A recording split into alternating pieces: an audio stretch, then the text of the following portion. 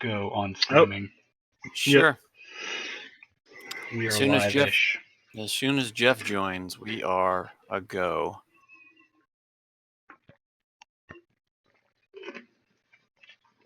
I got to reorganize my sidebar better. The fun stuff folder has gotten too big. I'm really glad I can't see that right now.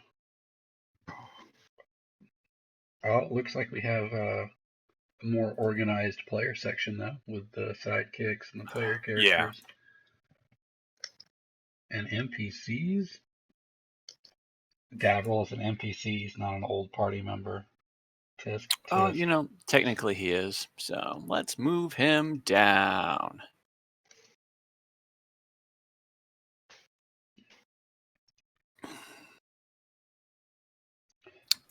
Yeah, it was starting to get a little unwieldy for me. I need to do better on fun stuff. I would organize it on like dungeons. I know how I'm gonna do it. Although if I add the folders, do you see the folders? We don't see folders if we can't see anything that's inside them. Gotcha. Like we see player characters, sidekicks, old party, and handouts. Okay, so you don't see the fun stuff folder? Nope. So I was having a brainwave this afternoon about our sidekicks, and I was like, if we could somehow get them to us, that would be 3 level 6 people. But I feel like they're so low level that they would get like fire breathed in one hit and die. You're not wrong. Probably would be a bad idea. And who's going to pick up the pieces if they die when we lose? They're like the backup party. What do you mean when we lose? Be prepared for giant dragon of death.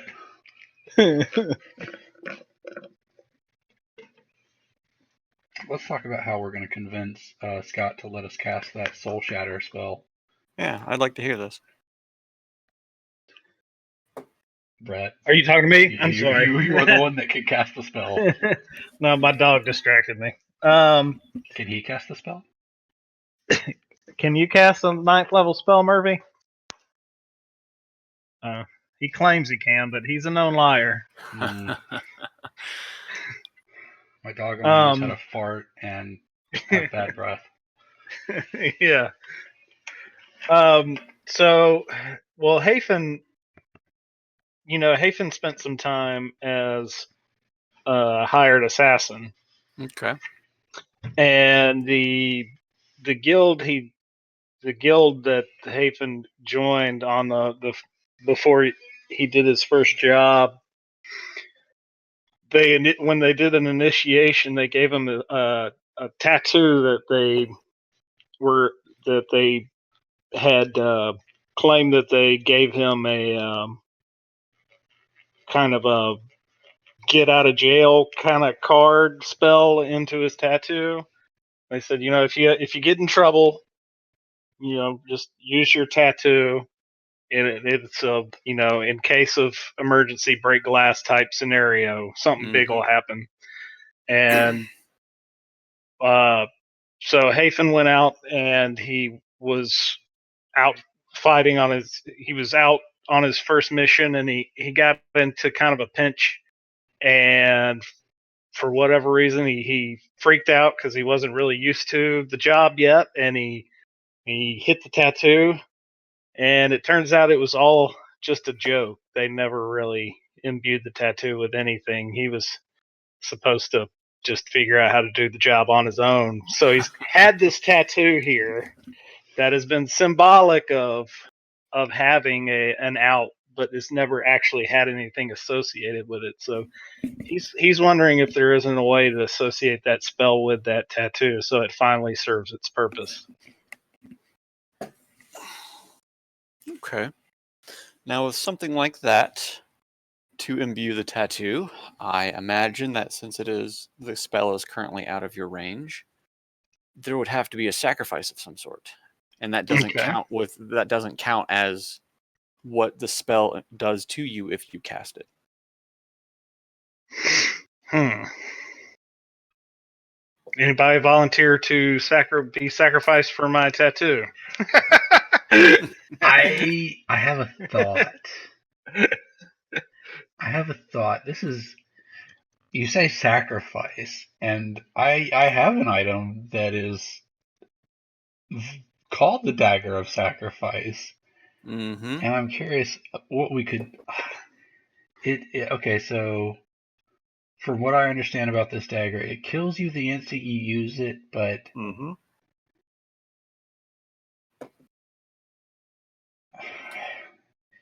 it doesn't really match. It's not a great fit.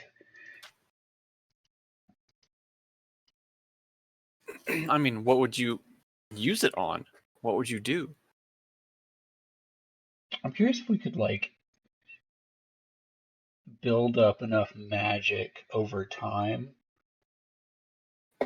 or spend magic over time to get ourselves up to that spell level, or maybe we could sacrifice magic items. Sacrificing magic items is that's certainly an avenue. That's a costly avenue. A very costly avenue. If you want to charge magical energy into it, you need to know how to do that. Does Armin or Hafen know how to do that? Let's take a quick peek at my spells. Know how to charge a magical item? Not charge a magical item per se. This is different. This is a little bit different. Oh, excuse me. Think of it like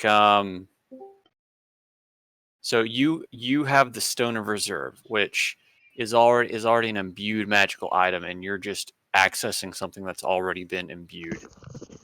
So that's a little different than what you're probably thinking of. Okay. But it's an interesting template.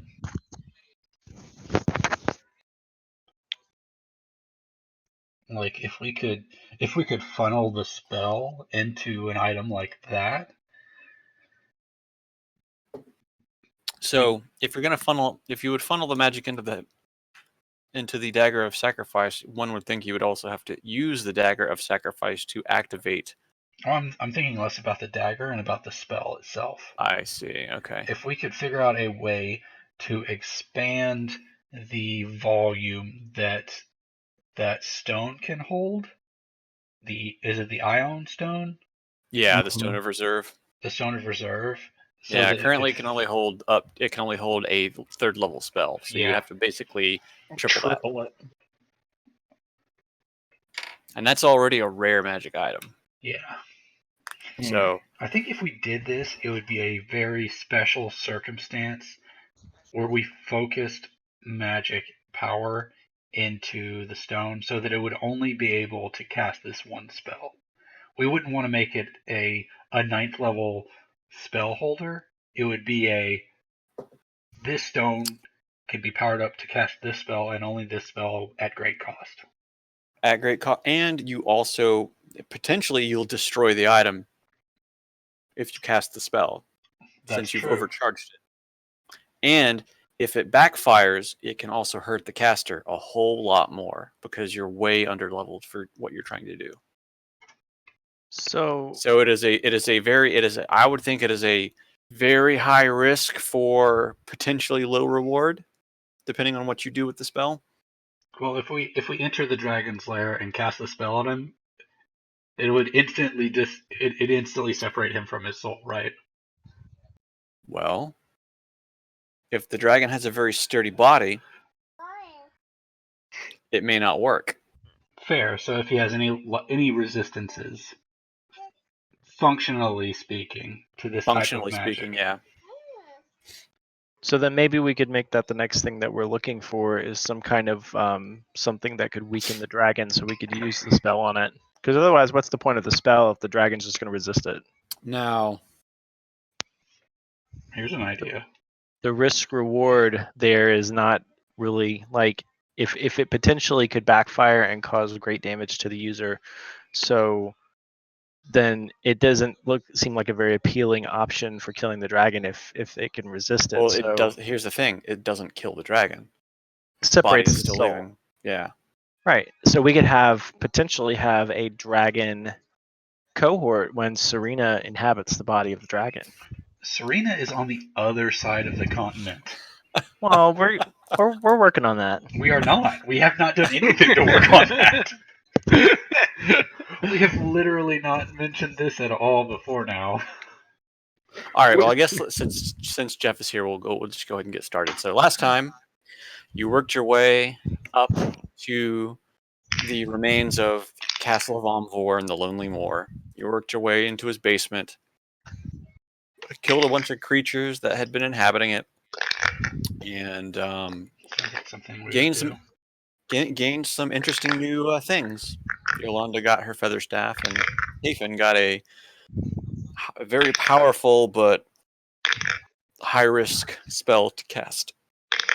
You have done to abuse. You have done a long rest at this point, since you guys are basically almost TPK'd. Excellent. Long rest. Love that.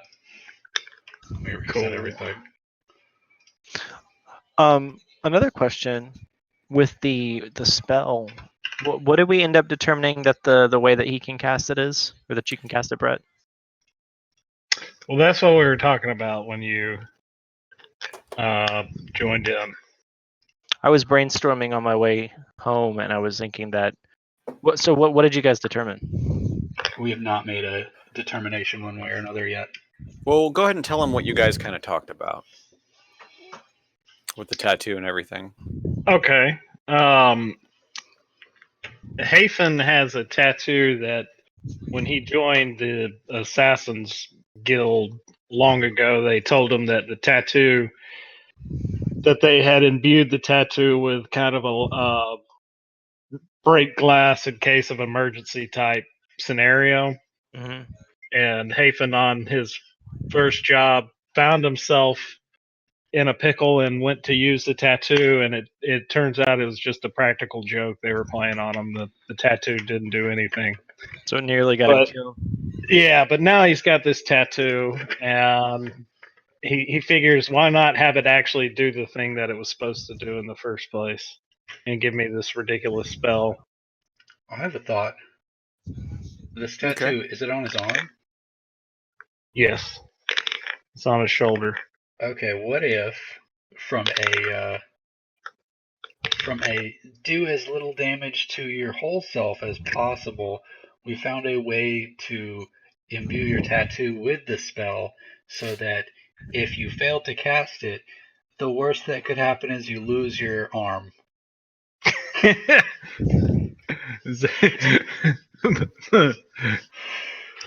It's like on Dread when the guy picks up the judge's gun and his hand just blows off.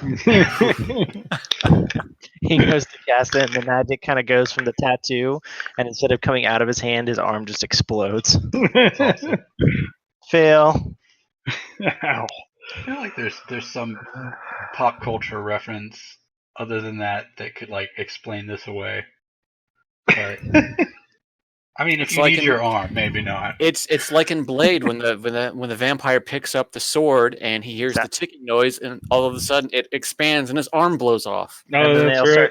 Yeah, they all start laughing because they can grow back limbs and stuff. because they can regenerate, so it doesn't matter. And they're all laughing. Like, Infinity War, or Endgame, where the Hulk put on the glove, and it only destroyed his arm. Now you're asking one of your other party members to sacrifice a limb to cast one spell. I would do it, but I'm not Hafen. Well, let's see. Why would I do it? Hafen, upon further consideration, I mean, if it came down to that, yeah, if it comes down to we're getting in a do or die scenario fighting dragons, and I can sacrifice my arm. Okay, but I would rather find another solution first. That's fair. Last ditch effort kind of thing. Yeah, like if we could put the spell somewhere else that maybe won't cost me an arm. Man, What body part would you like to lose? Good question. Can we move the tattoo? Wait, this is a necromancy spell, right? It is a 9th level necromancy spell. Okay. It was found on a scroll, right? It was found on a page inside the scholar's book. Like he had, who knows where he got it from. Page marked it. Yeah. So did he scribble it down, or was it No. It was actually inscribed on paper. So yeah, it's more or less it was a scroll. A highly magical scroll. Could it have been inscribed on human flesh? No, it was on paper. But once Hafen had learned the spell, it evaporated basically. So anything thin enough can be paper, even human flesh. Hafen knows a lot about dragons, right? Hafen does, yeah. Does Hafen know if dragons are susceptible to necromancy? I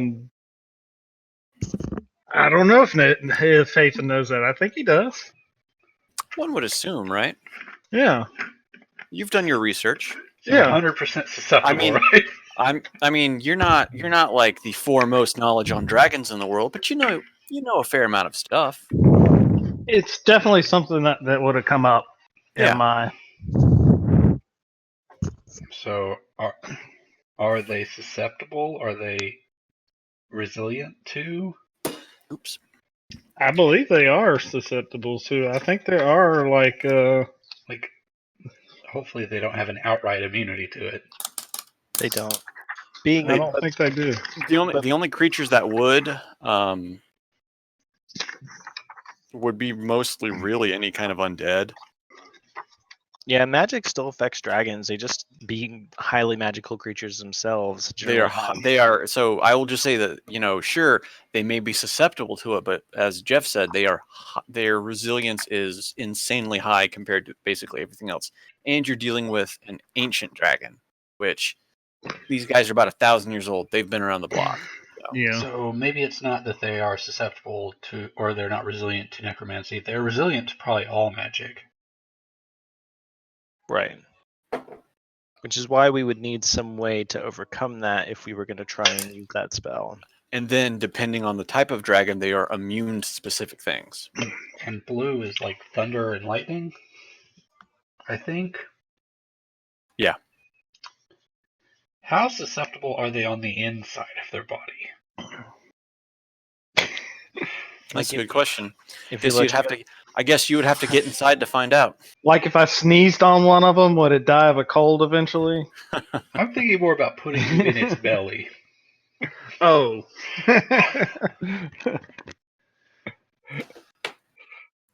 Well, I've given you a lot of information. This is something that you'd have to find out firsthand.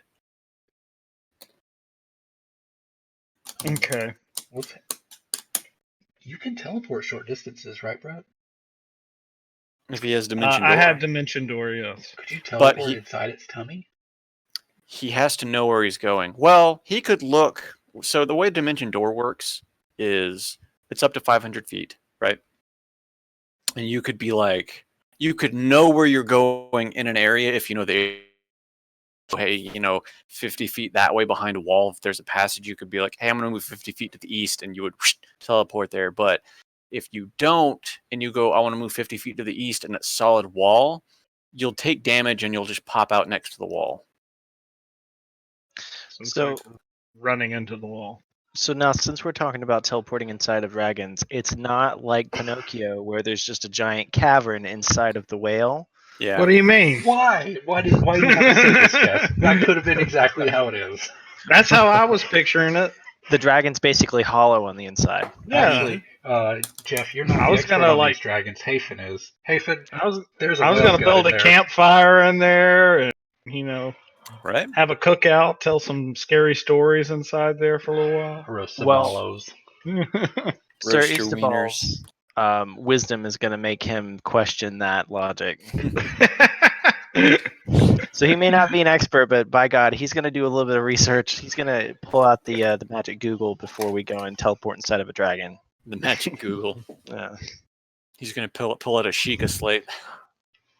Wiki. He's gonna go to the wiki page. What would happen if you teleported inside of a dragon and then just cast Fireball?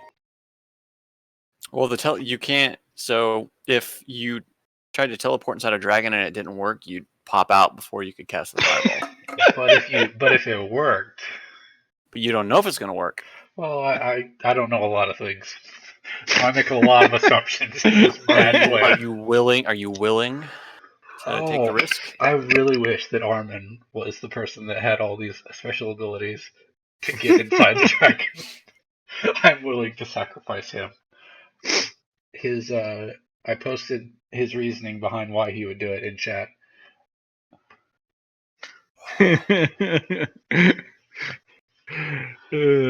Blind and unreasoning. All right. If there's a chance.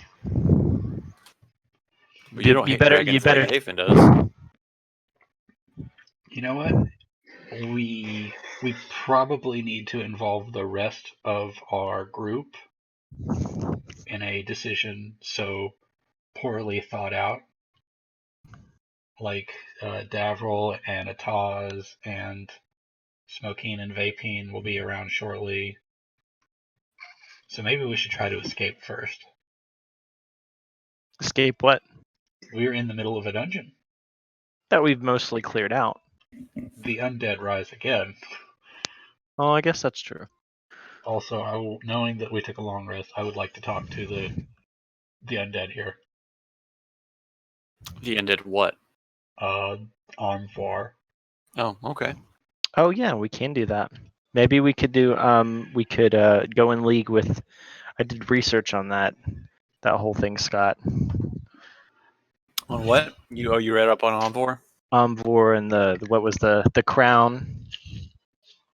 Oh, yeah, well, I changed the crown, remember? Right. Yeah, it's not the same crown, but yeah. Still, I think we ought to explore ways to get around the resistance. That's my input. Sure.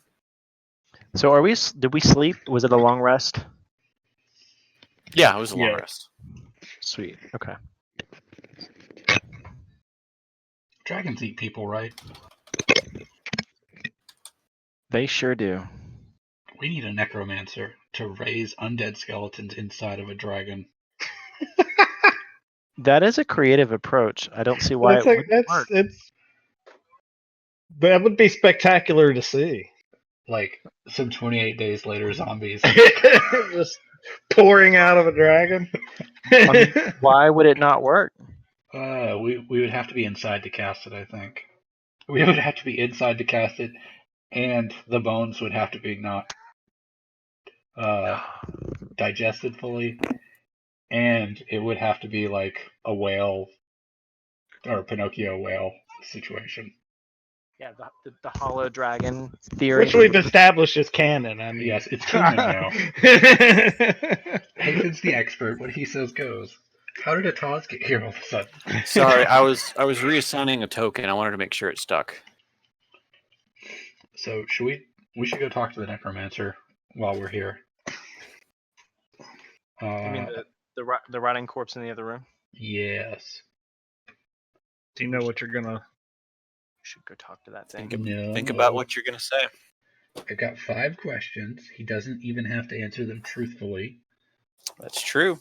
I could cast a zone of truth on him before I did it. Now, are you sure that would work? I have no idea. You're not going to know if it works or not. I do know if Zone of Truth works. Oh, you do, don't you? Well, yes. Consider that it is a dead creature, so. I would, oh, that's what that is. It's the aura. Assuming that I don't need to cast dead doesn't mean he can't, or that he can only tell, that he can't tell the truth. I would argue that, unless it has some situation where it only affects living creatures. It's a fair point. Let's wander out into the hallway, make sure we're not about to be attacked before we talk to him. Yeah. Sound good, guys? Armin's leading the way. Sounds like a plan. Oh, Hafen's already leading the way. All right, I run all the way back to the corpse. Quickly sprint to the corpse. Questions about necromancy that we could ask this guy. He is obviously a high-level necromancer, so... He was. He was a high-level necromancer until he wasn't anymore. Until he turned into a rotting pile of decomposing flesh. Or well-preserved flesh, that's right. He's just disgusting. So I would start out by asking him if we could how would we cast this spell without as much power as he possessed? Without as much power as Ombor possessed. Yes. And then I'm not asking these questions yet. I'm pondering through the useful questions. All right. We So could ask. as the first response, you get. I have no. I'm not asking these questions yet. He's pondering. He's pondering. Okay. I'm vocalizing to the rest of the party my questions so that we can collaborate a bit on this, because I think these might be very important questions and we only have one chance at getting them. Unless you want to wait for 2 weeks. I mean, we could carry his body around with us, but he's real big. I would be scared to move him, given... Well, we don't really know anything about Ombor, do we? No. Well... Unless only what you've read from the notes. Well... We can decapitate him and carry around his head. The wiki does say a lot. It does. So I really liked this character. Like, I was reading up on him, I was like, this is cool as shit. Yeah, it was pretty cool. How do y'all feel about, after asking him questions, we decapitate him and bring his head with us to ask more questions later?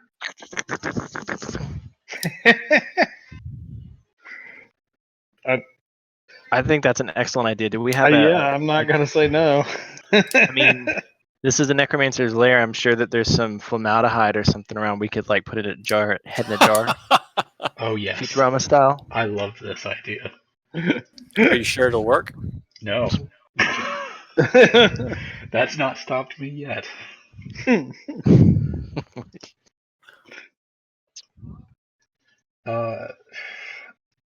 Like, really, the only questions I have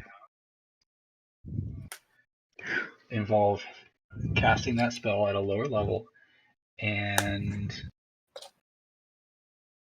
maybe questioning him on ancient dragons, what he knows. Sure. Let me check one thing before you ask that question, though. My question will probably be something around, has he ever defeated, or does he know about defeating them using necromancy? Fair enough. I would also ask if there is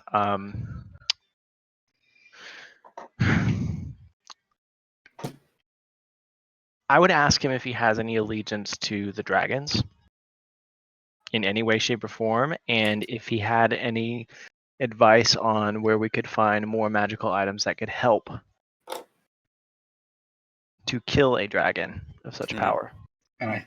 Okay, that's 4 questions. The 5th question is a good one I have. Does he have what we need to preserve his head in his house? How's your necromantic pantry looking? Like, I have... we can make him into like a talking shrunken head with the right herbs. I have a spell that I could have taken on a long rest about preserving a body that's already dead, but I don't think it'd be... I mean, this guy's been here a while. I don't think it's going to be any more preserved than it is right now.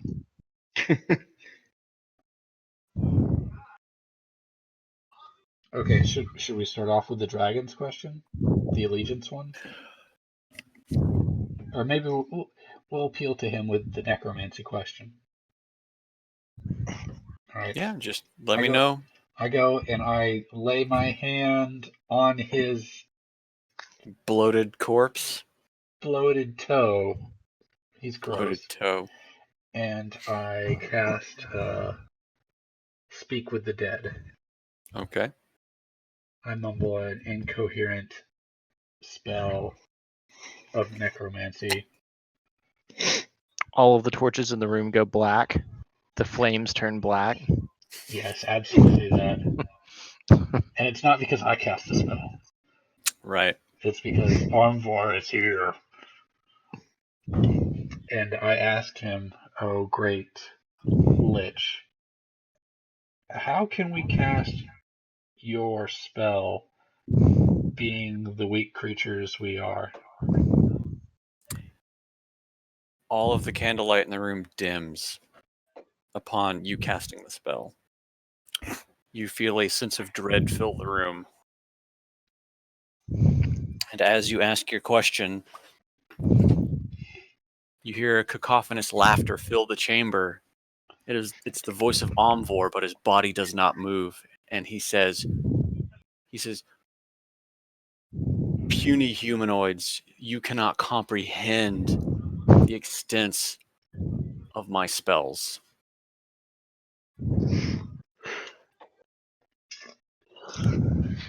What a jerk. Okay. Sean, roll a Constitution saving throw. Everyone? Sean. I deserve this. You get plus It 3. doesn't Yes, matter you when do. you roll a 5. Oh, you know what? I forgot to grab my bag of dice. Hang on a second. Sean, you implode. I'm just dead. Oh no. Oh shit, I'm the healer. I can't be dead. The stomach of the corpse bursts open and acid just shoots all over you. I would rather like a hand reach out and pull me in. Wouldn't that suck? Sean, you take 9 necrotic damage. Okay. Let's see. I'll wince at that and say, do you have an allegiance with the ancient dragons? The laugh once again fills the room. And Omvor says, the dragons, they are nothing before me. Do I need to make another con save? No. Okay. I was expecting every question to cost me help. All right, you got 3 more questions? Yeah. Let's ask him a question that doesn't get him to talk about how great he is. No, I mean, this is a good line of questioning, though. Like, what if we asked him how we can resurrect him to fight the ancient dragons with us? That's a good one. Oh yeah, kind of carrot on a stick kind of thing. Yeah, so I'm going to say,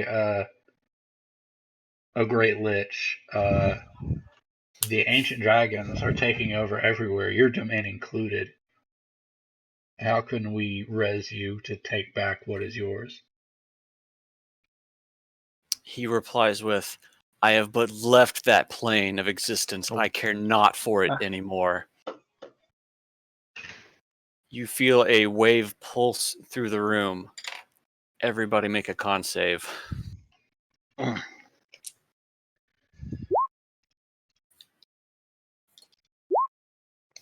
Plus 3. It doesn't matter when you roll a 10. Good job, guys. Great. Armin, you take another 10 necrotic damage. The wave passes through the paladin and the sorcerer, but they feel the cold. They feel the cold dread of the wave pass through them, but they feel nothing else. I ask if he would guide us to more magical items to fight the dragons. Guide you to more magical items that we can use to fight the dragons. He says, if the so-called dragons are a problem. They already have all of the items you need. Okay, that was my fourth question. The fifth one is, Make it count. do you have any embalming fluid or other type materials in your lair? So we can desecrate your corpse. Shut up, Istival. Now, is that the actual question you want to ask? Yes, it is. He replies with, My body has been dead for over 1,000 years. If there was anything there, it is most likely long gone. Thank you for your help. And who's got something sharp? Make a con save. Well, had that coming. 20 because of Jeff. What's that?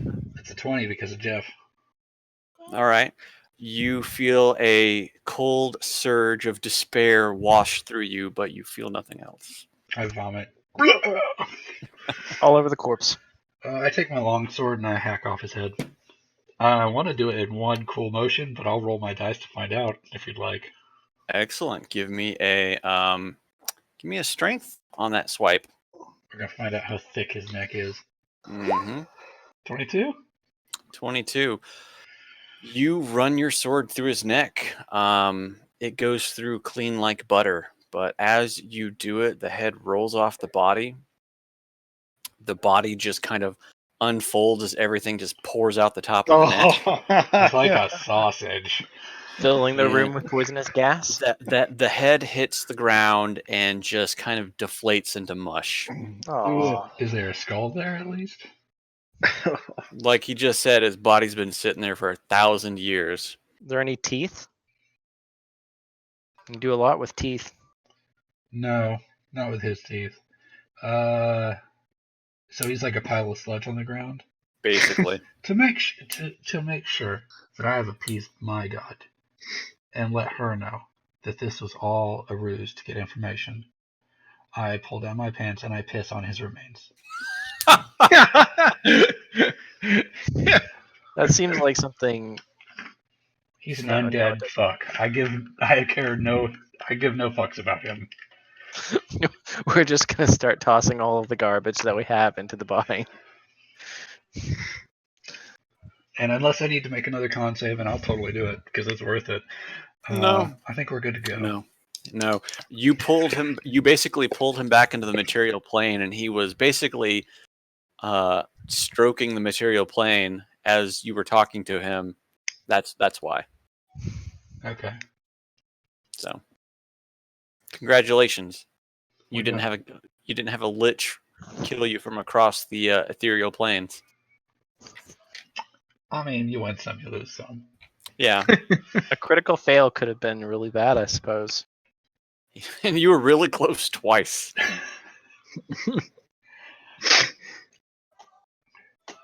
You know, if I had thought that if Armin was not so against the undead, he could have converted me to like a grave domain cleric. That would have been interesting. Maybe the next cleric I play will be a grave domain one. All right, guys. I see no reason to stick around. Yeah, like on a failed saving throw, it could have cast like change alignment. Oh, that would have been amazing. Oh, jeez. But no, I would never. Oh, we don't need it. After the last time we changed alignments, no. No, thanks. I'm gonna stumble on out towards the exit unless y'all want to. Oh, I'm sorry. We didn't destroy every single barrel in this room. I thought we did. Oh. No, you did. You mulched. You've mulched all the rooms. I just deleted the X you put through the room. Don't worry, I'll put it. Because you were in it. There we go. Oh, just so everybody's aware. Like, if you ever want to read up on any of the Forgotten Realms lore stuff, I have the game set in DR 1492. DR 1492. Yeah, that's basically current. So That is that when the Tyranny of Dragons happens? Tyranny of Dragons happened within the last 10, 20 years or something like that. Okay. So I said it I said it in 1492 because the newest module, the Baldur's Gate one that just came out, takes place in 1491, and I just was just like, we'll just set it after that. That way I can reference anything I need to. You can just make up shit too. Yeah, well, I can and I have. Excellent. Is it time to leave, guys? Because I'm walking out. Yeah, let's go. I can't think of any other reason to talk to Mr. Undead Man. Well, I don't think you can talk to him anymore. Yeah, you can stick around and smell them. We destroyed that room. I'm just like wandering up to the top. If there's nothing to stop us, then you're back up top. I think we've explored everything that this area has to offer. Yeah, you basically opened everything and did everything. We destroyed all the pots and pans. And... Yeah. Mm-hmm. So from here, it is about a day's walk back to the tavern. So let's walk on back to the tavern then, guys, unless y'all have something you'd like to do here before we go. I'm good. Cool. All right. Well, who's leading the pack? I'll do it. Of course, I'll do it. Roll me a d20.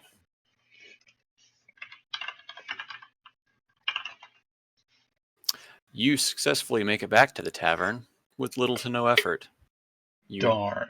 No adventure. You walked your way back. It was very uneventful through the forest. As soon as you arrive back at the tavern, you are greeted by Davril, who says, "Hey, how'd it go?" We found a necromancer's corpse. We dealt with it. Hafen can cast magic spells that are 9th level now. I have a 7th level one that I can't quite cast yet. Let's put our heads together, Davril, and figure out how to cast big spells. He has true resurrection, right? He has true resurrection. Yes, that's what you gave to him previously. So. I think that's 7th. I think he can cast it. Let me double check. He might have spell slots now to cast it. How much is he leveled up in his? Not yet. No, he's the same. He's the same level as all of you. Okay. Oh wow! True Resurrection is a 9th level necromancy spell. Is it? Yes. You told me it was a 7th level. I am. I'll fix it later. I'm not smart. No, it's all good. I'll fix it later. So knowing that Davril has access to this 9th level spell, has he? Armin will ask him, have you done any research about trying to cast it before you've attained enough strength to cast it? Well, Davril replies with necromancy magic, it is a very mixed bag, because if I cannot cast it, very bad repercussions can happen that I'm not willing to take the risk. Well, we have that's 2 necromancy spells that we're not willing to risk yet.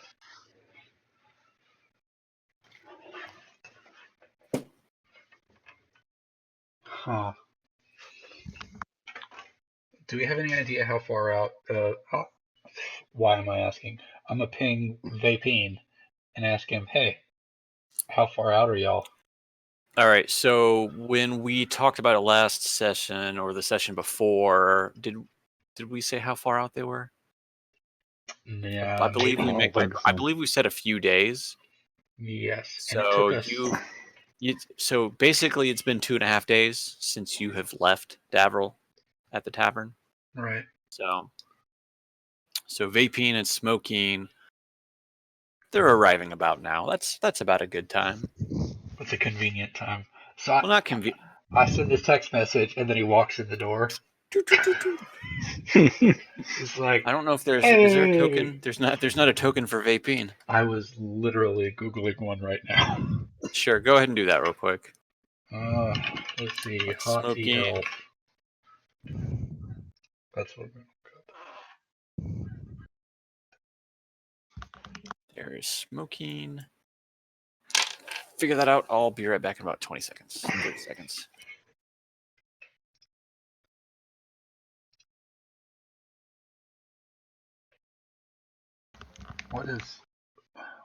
What's her name look like?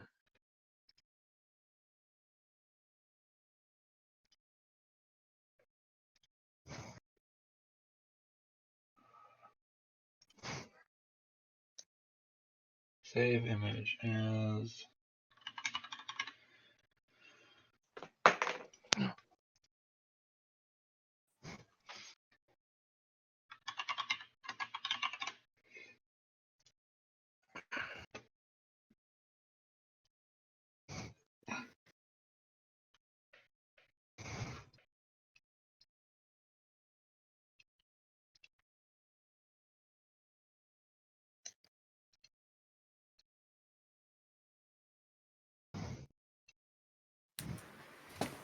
All right. Oh, got it, I think. It's Just weird running one now. through a token stamp now. It's weird now. It's showing all of it.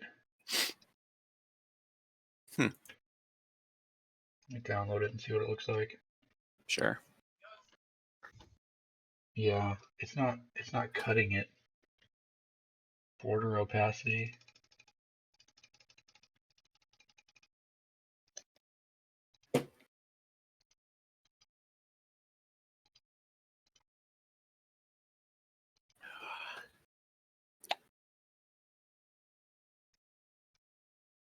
There we go.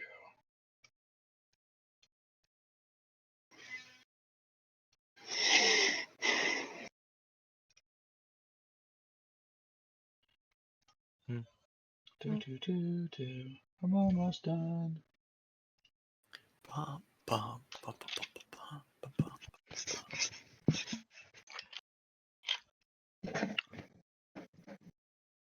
Sir Eastfall is making conversation with the gentleman at this table.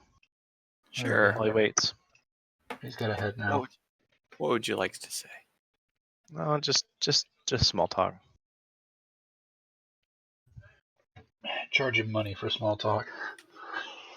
I just don't want Sir Eastfall to be staring off into space, like eyes fogged over in the bar.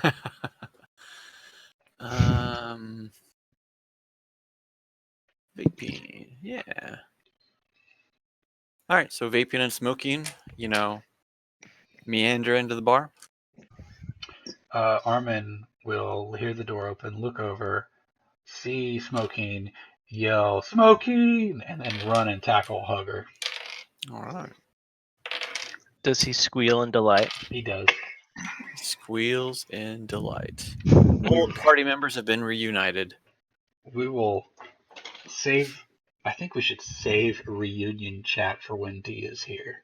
Yeah, absolutely. We'll do a flashback or something. Sure. Yeah. Flashback. Knowing. Go ahead, Jeff. Oh, I was going to say, there's no time to talk. Let's go kill a dragon before we figure out how to cast this spell that we need to cast. You can always take the dragon on. I'm concerned about likelihood of success.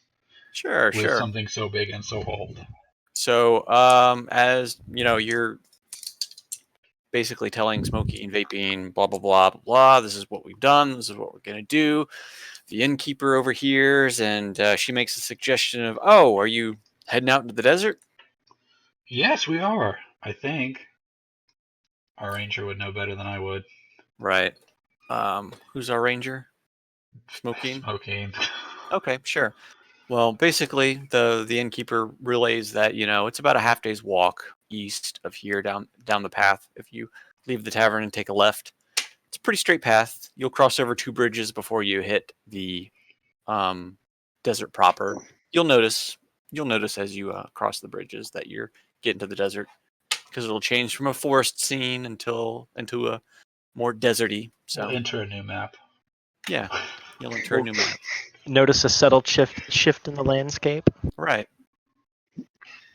More palm trees. Coconuts. Yeah. So, Jeff, are you playing Darkwood? No. I was installing Darkwood. Well, it says you're playing it now. You're playing D&D right now. I am playing D&D. I see that smirk on your face. I'm not actually playing it. I'm not playing it. I'm installing a couple things that I was wanting to play later. Do you have time to play games? I'm not playing anything actively right now.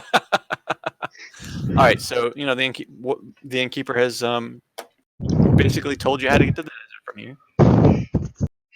She also offers, hey, if you don't want to walk it, I have horses that you can basically buy, since you might not be bringing them back. We'll definitely bring them back if it's cheaper to rent. Also, do you have camels instead?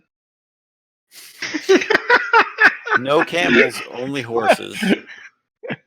I didn't see the hurt sign on the outside when we walked in.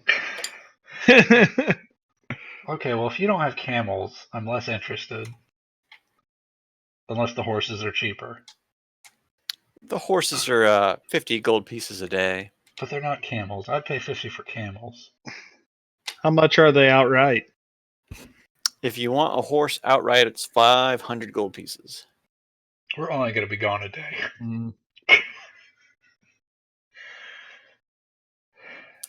Should we make that argument that we'll only be gone a day? If you want to roll deception on her. Armin's not good at that, but he'll do it. Okay.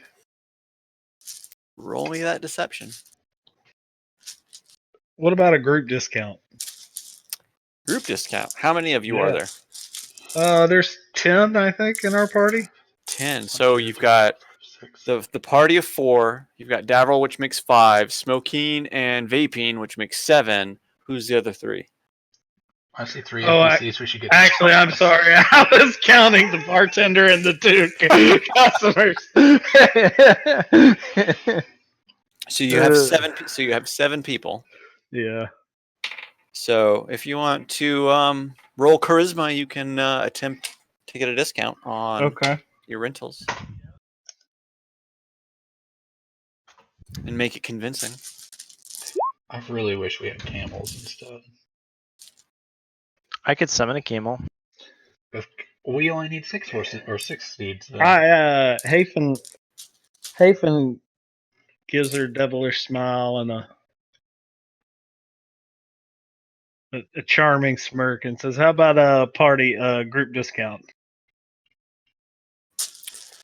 You see her visibly blush as you use your devilish wiles, your high elf devilish wiles on the innkeeper, and she says, "All right, that sounds good.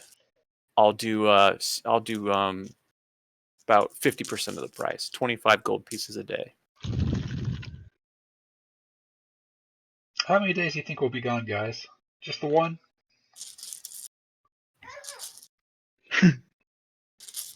Yeah, well, just one. That sounds about right. Yeah, sure. One day. It's a quick tour to the edge just to check out the sand, stick our feet in it, and come back. So she says, "All right. So if it's 7 of you at 25 gold pieces, plus the reservation fee, that'll come to about 200 gold pieces." I'll put it on Smokeen's tab. Yes, put it on a tab. No, you can't do that to someone who's not here. I don't know how much money Vapine has. But I would much prefer to spend his. Let me see how much money I have. 200 it's 200 gold. 200 gold. Y'all want to split it?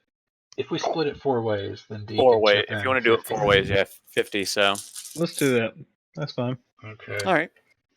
So 50 gold pieces from each. I will take that out of Yolanda's character sheet.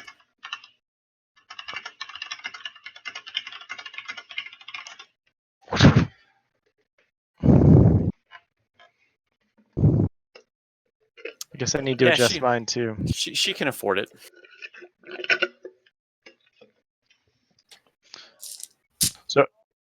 So she's paying for all of it? No, no. She can afford her portion, is what I was saying. Oh, gotcha. Okay, so I'll adjust mine too then. I was going to say, oh, how generous of a vacant party member to pay for all the horses. I'm down to $6.99. Now, is there? Can we eat the horses in dire emergencies? We're only going to be gone a day. It doesn't matter. We rented them for a day. we're bringing these horses back. These horses will all be back here tomorrow. Sir Eastbald's over here at the table saying, "Man, those horses, them's good eating." Boy, I can't wait for dinner tonight, Loudly. Is this elf guy that's in the bar? Is he like a mercenary that we could hire? He's just kind of passing through. Hey, Miss, is he? He was the guy. He was the guy that told you about Omvor's castle. Like he wouldn't go up there and all that stuff. So is he an elf? Yeah, he's an elf. Hail and well met, elf friend. Do you have a name? Elf brother. His name is Elfo. Elfo, love that. Johnny Longears. That's even better. No, I know you're pulling up that elf name generator. Absolutely. Except it's not working. Call him Legolas. His name is Folwyn. Hail and well met, Folwyn. We're back from Omvor's castle. It wasn't such a big deal. He looks a bit surprised. But how? Nobody who goes out there ever returns. Did they walk in the front door? I don't know. They never return. Well, we're back. We did it. Check out this cool mace. Stole it right out of his hand. I put it back, and I say, we're looking for a few good men to come help us slay a giant blue lizard. Would you be interested in that? Roll deception on that. Is it because I said lizard? Yeah. Where is my deception? Oh, it's not terrible. I mean, 20. it's more like a half truth, not a real deception. It is. Blue it lizard. It's a half truth when you roll a 20. All right. There's 4 of you. Actually, there's 7 of you. You need additional help for a lizard. It's a big lizard. You did say it was big. Do you mean dragon? Are there dragons in the desert? There can be. There's also lizards. There could be dragons anywhere, really. Yeah, that's true. Dragons could be anywhere. We're looking specifically for a blue lizard. Well, just so happens I'm not really interested. Well, can money change your mind? Absolutely not. All right. Well, what would change your mind? You want a cut of the treasure? I don't want anything. I'm heading home. I'm not ready to die. I don't think we're getting this guy. If there are 7 of you and you require me for an 8th, I'm not ready to die. 8's a I lucky know my number. chances. My goddess says 8 is the correct number of adventurers for this. We like round numbers. We like even round numbers. That's the only problem. Praise Tamara. She said Can we 8. try to persuade him? You can try to persuade him, sure. Can we make it like a sales pitch? If it gets down to a sales pitch, he's gonna know something's up. You need to be like, we need to like make him. We need to belittle him and make him think he's a coward, or make him think we think he's a coward, and he needs to care about that. No, you gotta come at the right angle with this. You gotta let him know that this is a once in a lifetime opportunity. This sounds like you know exactly what you need to say. So I Hit me with graciously your best sat shot. back. Boy, oh boy, friend, have I got an opportunity for you. Tell him what'll win. Once in a lifetime. You ever kill a dragon, friend? I have not. Well, today's your lucky day. Please tell me more. You got him. Come on, be careful now. All right, now, all right. Let You me- got my attention. Tell Please, him our tell me super more. secret plan for killing the dragon. That's going to be so easy. So we've got this magical item that definitely 100% kill rate. I stick up the Mason point at it. Roll as you say that. Roll deception. 100% kill rate. You can't fail. Continue.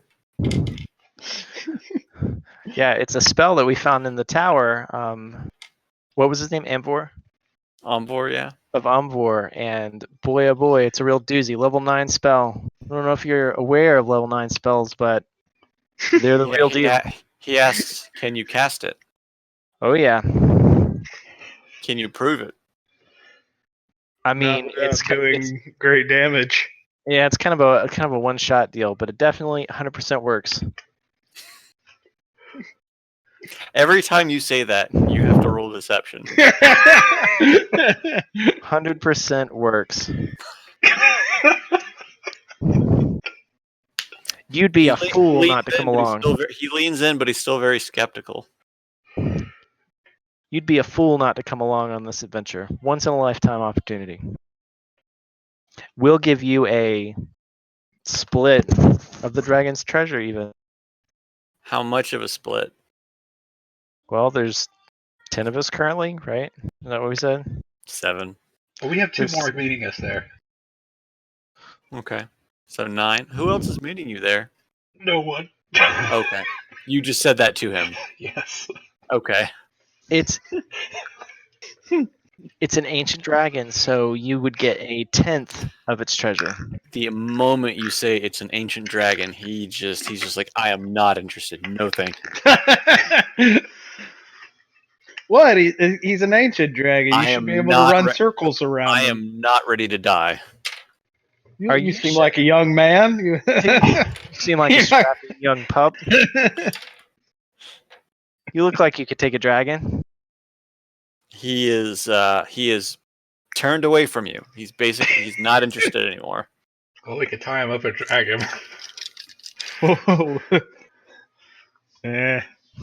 Can I try to intimidate him into coming along with us? You can try. I feel like the more we fail, the harder it's going to get convincing someone to do anything. I don't think he's going to be of much use to us, even if we do get him to go along. You puff your chest up at him, and he balks a laugh, and he says, "You're full of shit." And he gets up and he walks upstairs, and he's gone. It's probably a wuss anyway. We needed a meat shield. Yeah, he would have made good dragon fodder. Oh well. I'm saying that loudly in the bar. The other 2 commoners in the bar just kind of, without looking your way, just kind of cut their eyes. Do they look like they're... They look like they're farmers. What about you 2 fellows? You want to come with us on this guaranteed 100% success mission to kill a Are you asking salamander? them this? Are you asking them this? No, I don't think so. Okay. No, yeah, probably not. Like a salamander with a pituitary gland problem. I'm gonna look over him and say, "Same op to you guys." We can't break farmers. Sure, we can. They'd make great dragon fodder. No, they can't even fight back.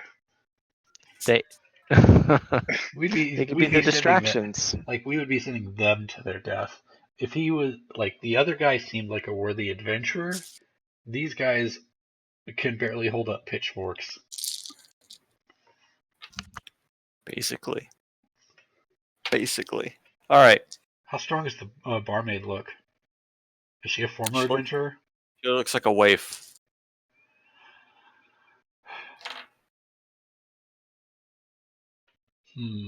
If you need to know what a waif means. She's tiny. Okay. She ain't. She's gust of wind will blow her over. Well, it's not. Is it breezy in the desert? Yeah, it's flat. It might be a hilly Frequently desert. have to take cover from dust storms. All you're doing is telling Scott how the many things that he needs to kill us in the desert. But they're soothing dust storms. They heal. It's exfoliating Right, sand. takes the top layer of skin right off. And the next layer too. All right, what are you doing? Are we ready to head out? Then we got our horses. I think so. Does anyone know Minor Illusion? I asked that out loud to the party. Can anyone cast an illusion spell? I cannot. Yeah. Something. I have something. Devril shakes his head. He does not know. This is I important. have prestidigitation. What does that do? I should be able to. Nah, that's not it.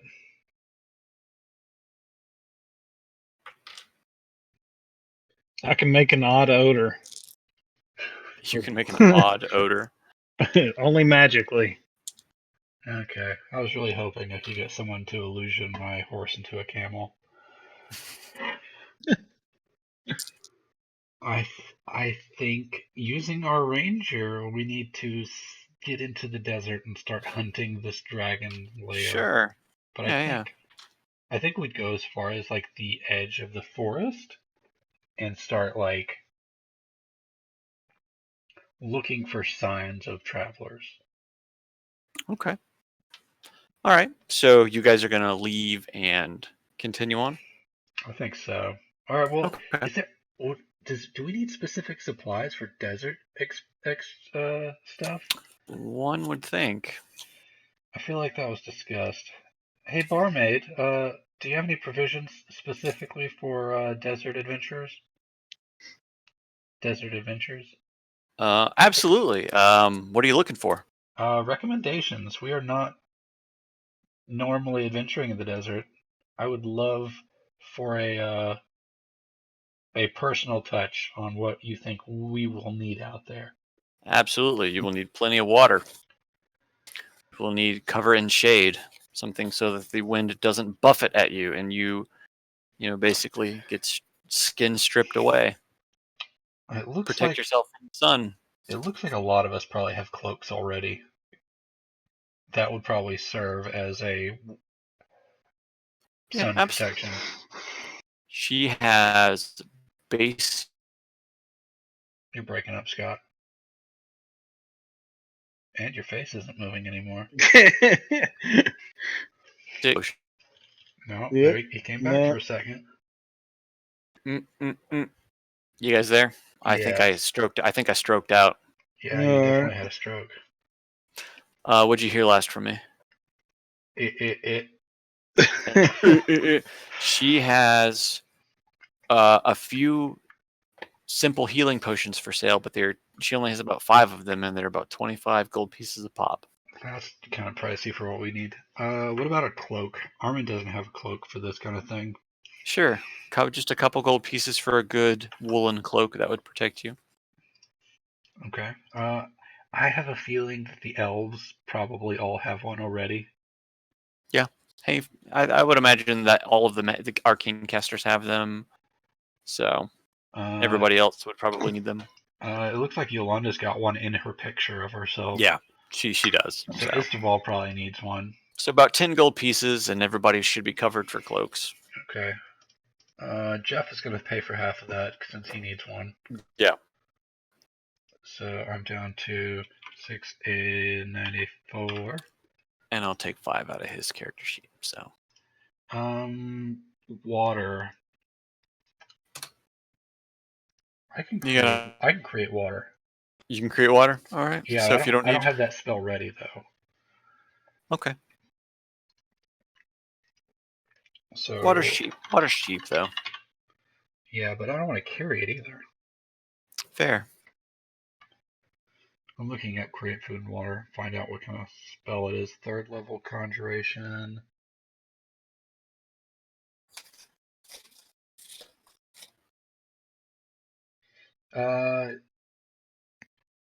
We probably have enough rations for 24 hours already. Okay.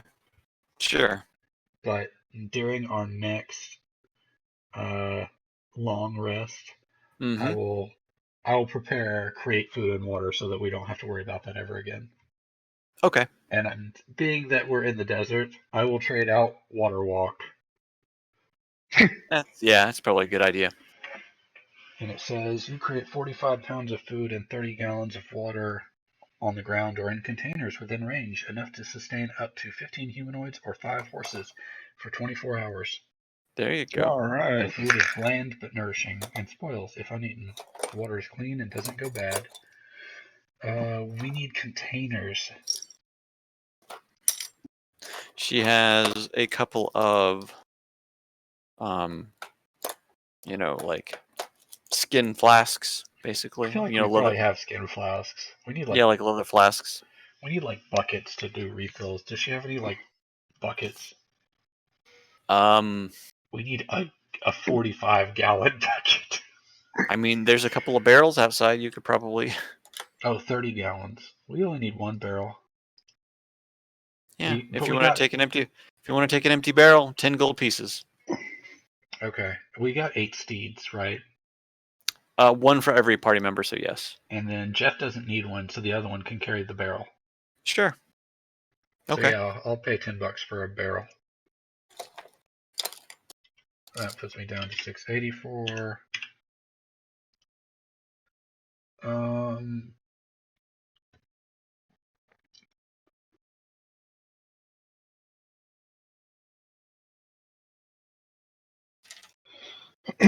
Unrelated, Dagger of Sacrifice. If I made someone stab themselves with it, would it kill them? Yes. Okay. Because the doppelganger did that, and then you possessed it.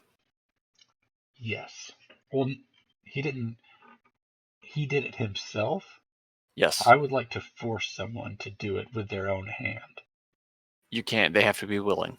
Okay. Well, hang on. I locked Eileen out by accident. I have to go let her in. Ruh-roh.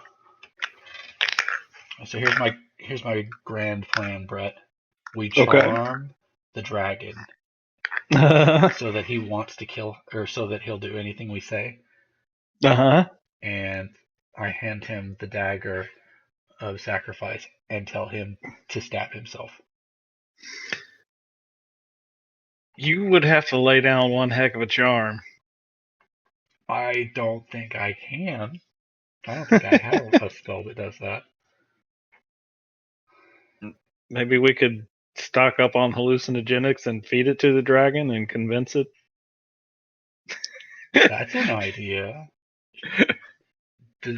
We need somebody that's like a potion maker or an alchemist or something. I don't think anyone here has that. Mm-mm. I don't think we do have anybody in our party with that. Someone needs to take up like a new hobby and make some hallucinogens for us. If nothing else, they'll be fun to travel with.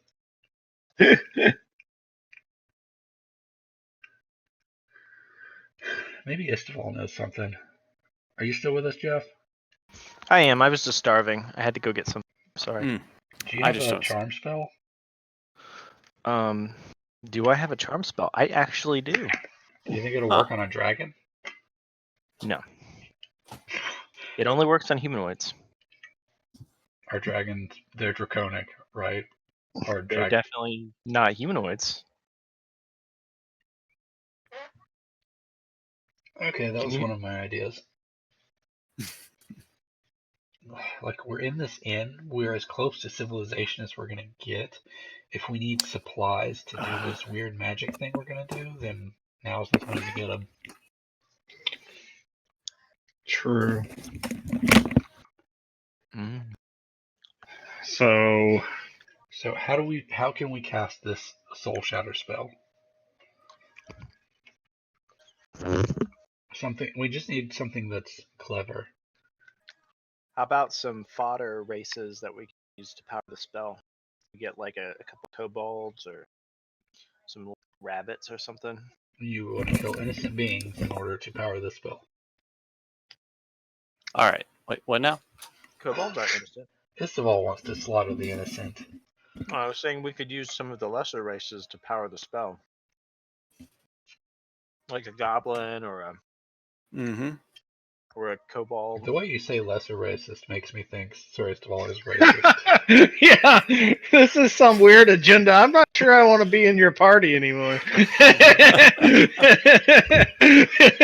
Brett, you weren't around when me and Clay played. What was it that we did with the goblin? Split him down the middle. You should have been there when me and Jeff were playing goblins at Mamukon last year. Oh yeah, that was fun. That was a lot of fun. What is goblins? We were playing goblin like the goblin race. We were a pair of goblin brothers. We were goblin brothers. It was a lot of fun. When they were like, introduce your characters, we were both outside the backside of an inn, just like teasing children and like stripping rats of meat and stuff like that. Yeah. Well, all right, so what? That was just a suggestion about using a evil lesser race, something that we could use to power the spell. But again, that's not preferable being a good character. All right, do you guys move on from the tavern, or are you going to hang out for a while? I think the tavern is going to be the best place we have that we can get stuff that we might need to make whatever we need to make the spell work. Like, it's the only civilization around. If anywhere is going to have it, this place is going to have it. And it may not, but it's our best chance. Okay.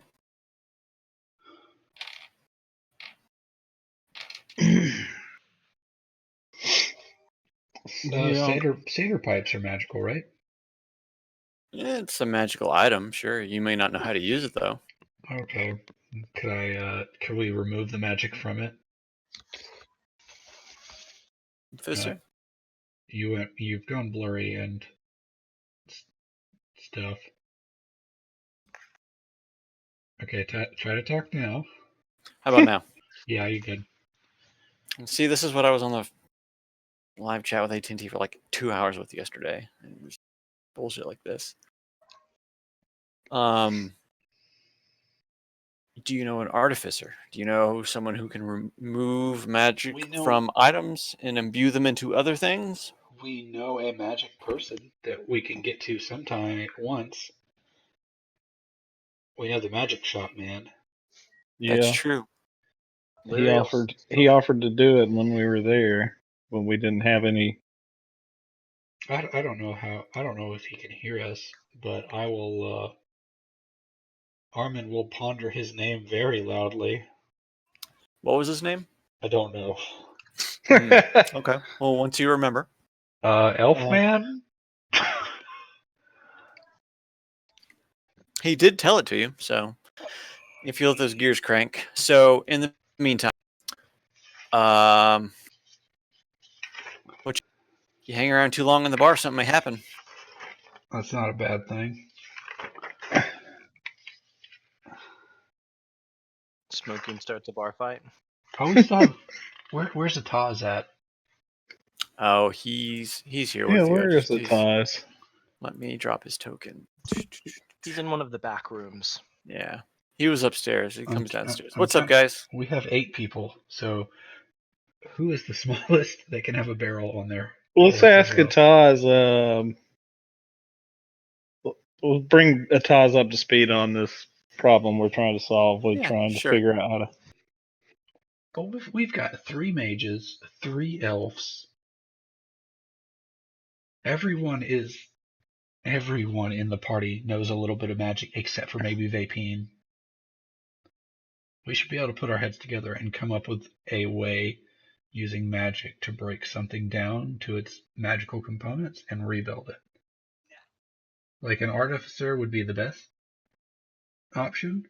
Mm-hmm. But not knowing one other than the Magic Shop Man, who I'm not going to remember his name. I'll roll a dice to see if Harmon remembers his name. Sure, if you want to do that. Or I could go back to the YouTube video. That'll take longer. Yeah. History? Yeah, give me a history roll. Well, I'm real bad at that. 18. Let's just call him Magic Mike. Magic Mike. I will write his name down this time. This time you'll write his name down. As you ponder upon the Magic Shop elf's name, it finally comes to you. You remember he called himself Darunia. Are you sure we knew that? Are you sure Yeah. you told us that? I did.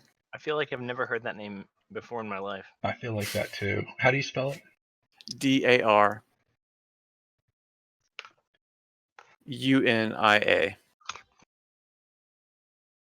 Can we just Like call the him rock Daru? guy? What's that? Like the rock guy? Yeah, like the rock guy? The rock guy? Like the Goron? Yeah, the Goron. What's this from? Breath Zelda. of the Wild. Oh, I don't know. I have no idea. You've played Breath of the Wild, haven't you? I've played a little bit of it. Gotta dig into that. It's good. I just don't care about Legend of Zelda. I don't tried to have play to. it. I couldn't get into it, It's which odd. is odd. And I know it is weird because I like crafting games. I like survival games. Playing It is it, none of those. it's kind of those, Not at all. sort of. It's more like Skyrim than anything. It felt very empty when I was playing it. It is a Anyways, post-apocalyptic world. that was the Magic Elf Shop's name, guy, whatever. I use sending to communicate with him. You're gonna do sending? Yes. And we're doing this because we're trying to get magic from a pan flute. We're trying to figure out how we need We need someone. some way to be able to use that the spell, the level 9 spell. All right, roll me a D100. He's on a different plane. Dang it. Well, now that's actually not a bad idea because being a magic shop item owner, it is very likely he could give us some leads on if we can't find how to use it directly, maybe we could find something that would like be helpful. Yeah. All right, so send your message. I get how many words? 25 words.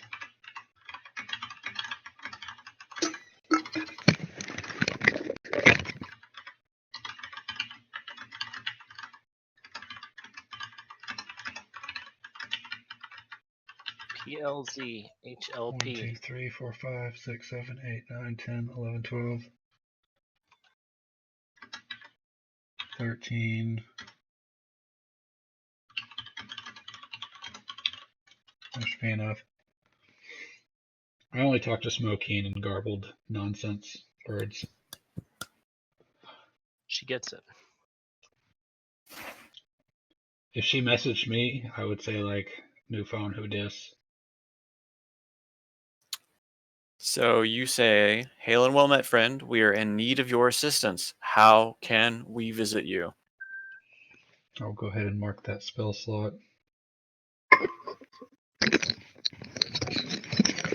You receive a message back in 3 words.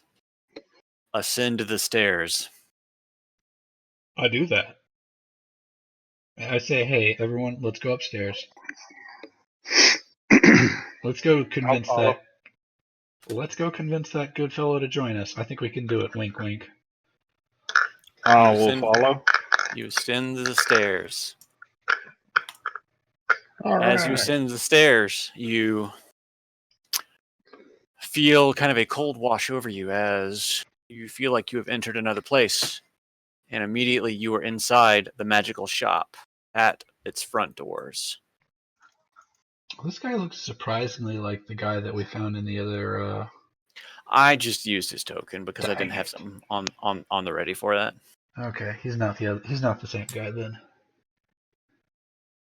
We would clearly identify him. Yeah. And as you enter, he says, "Welcome, welcome. How may I assist you?" My good friend, we are in need of a way to cast a spell that's beyond us. We have with us a lot of magic, but a lot of low-level magic does not equal a high-level magic. Does A that lot make of low-level sense? magic does not what? A lot of low-level magic doesn't add up to equal high-level magic.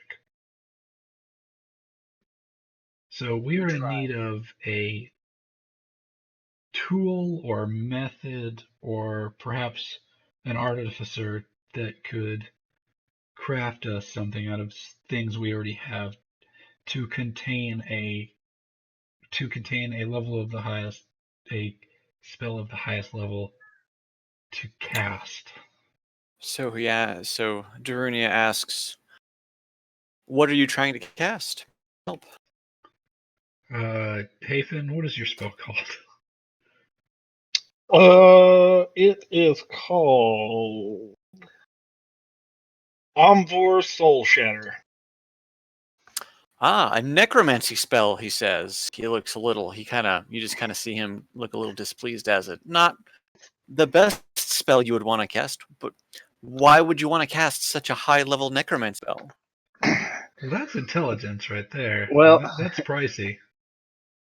Well, ideally we wouldn't want to.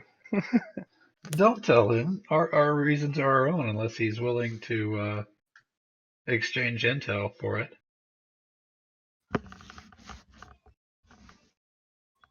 So, what do you want to do? Well, he's asking you why. He's asking you why you would want to cast such a spell at your level. And my answer to that is the same. It's like that's intelligence in a game of we're trying to kill something. I don't know exactly whose side he's on, and if he's neutral, he could sell that information to the ancient dragons. That's not a bad point. Yeah. All right. So, what do you want to do about it? I would say our reasons are our own. Can you help us or not? Interesting. Interesting. He says, "Well, absolutely, I can help you, but it's not cheap." He says. Nothing worth pursuing ever is.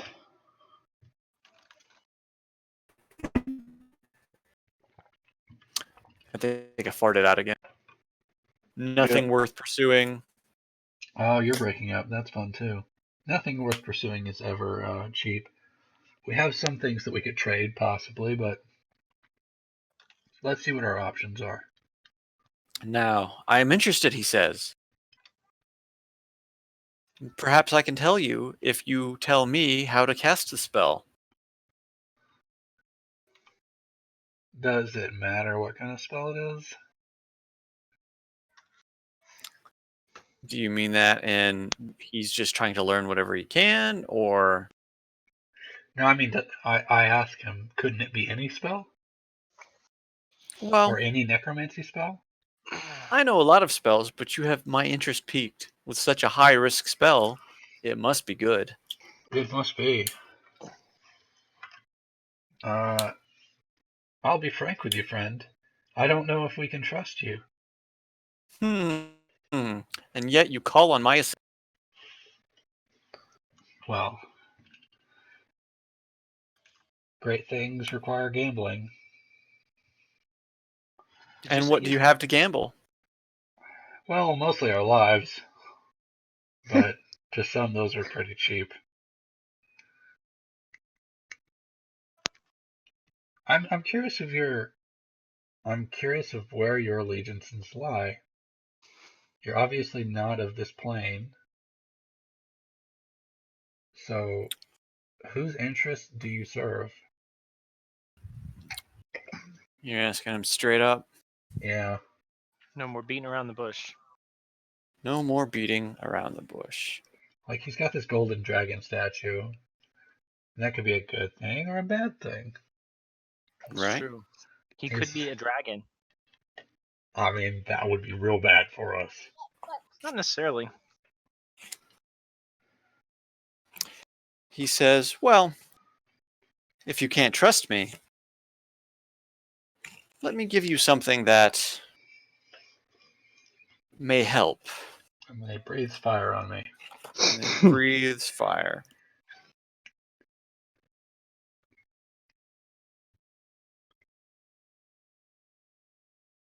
Hang on, I had a couple of items for this. Is he going to take a potion of Zone of Truth? No.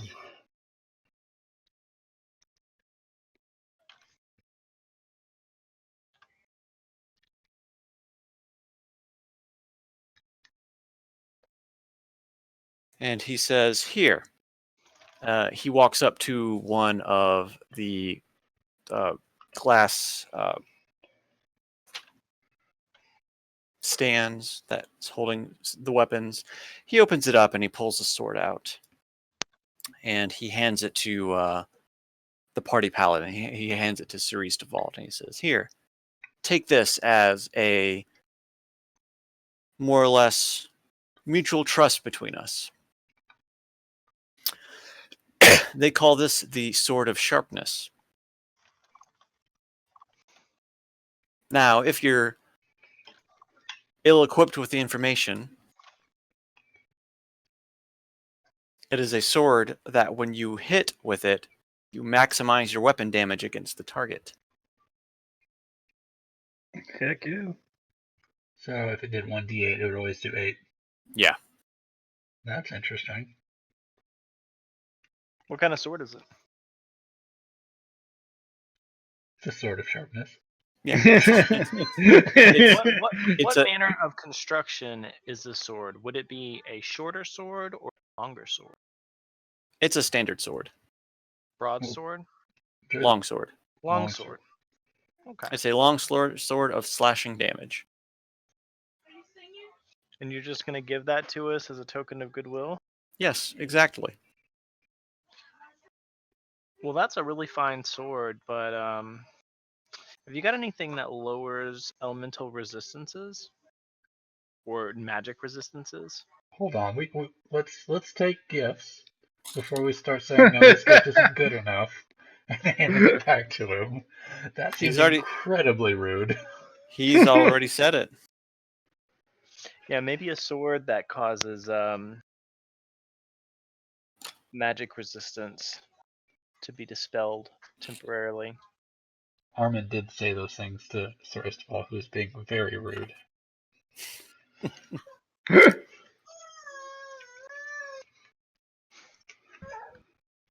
That's what I said. I mean, what good does a sword of sharpness do for us directly? Do any of us even use swords? I do. Ah. Well, then... I'll take that. He craps on your sword.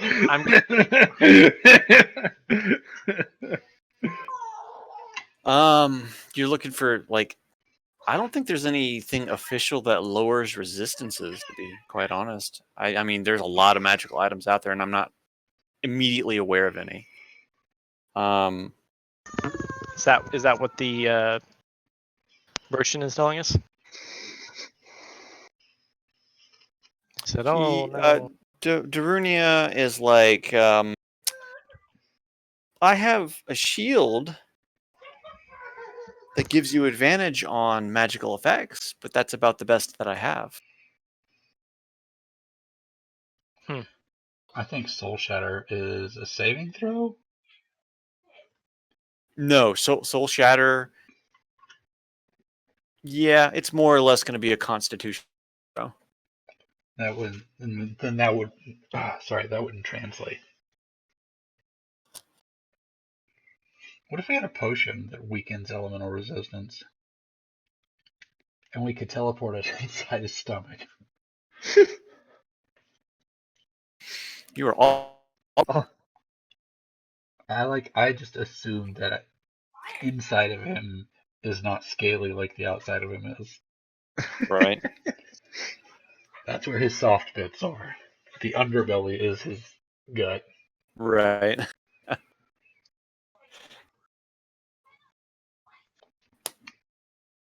Okay, so you would hand us this weapon. That's fine. You have a lot of magic items. A gift is nice. Yes, thank you for the gift. I love treasure. What do you know of the ancient dragons?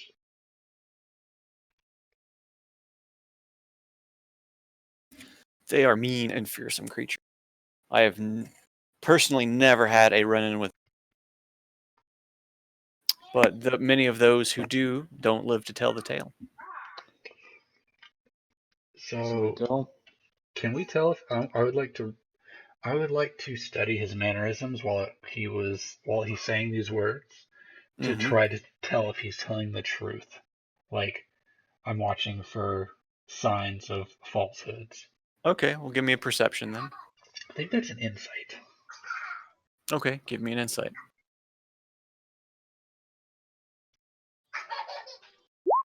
Fucking A. As Did far you as say you that can was tell, a perception? as far as you can tell, he's telling the truth. He's kind of being candid about it. All right. I'm just going to come out and say that we're hoping to not be one of those dead people.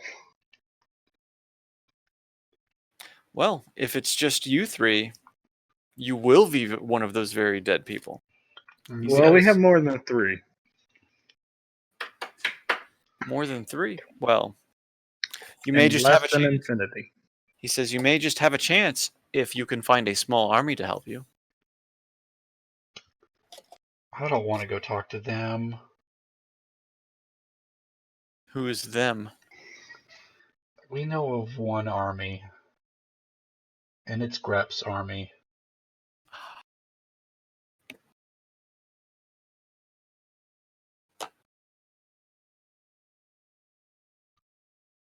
And I really don't want to deal with that nonsense.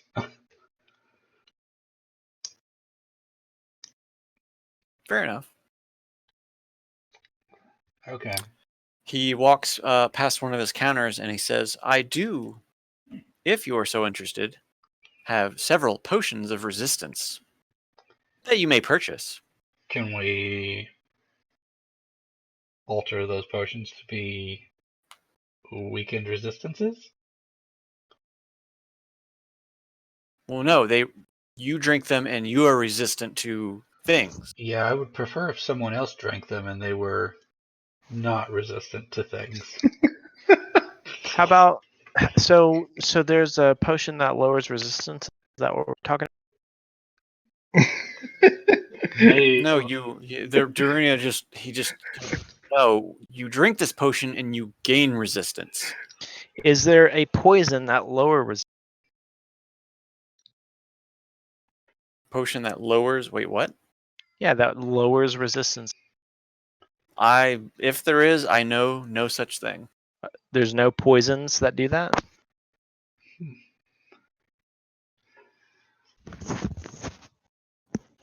Just trying to look for new direction to go on. Like my thought process is that the dragon is going to be fucking tough. Like resilient out the wazoo, and we got to find some way to break through those resistances. I don't think. How are you going to make a dragon drink a potion? Is the question. Well, a lot of teleporting and nonsense. Put an umbrella in it. You're gonna slingshot it into the mouth of the dragon. I feel like we could do that. I think like Smokine is a pretty crack shot. Maybe if we could poison some arrows, she could shoot for its tongue. Yeah, that could work. But we would have to find a poison that like inhibits the dragon in some way. And I don't like Armin doesn't know any poisons or anything about poison. Sean doesn't know jack shit about anything. And Vapine, maybe? No, I think I gave him something else. I think he was able to take a crafting thing, and he took painting. Because Because he doesn't.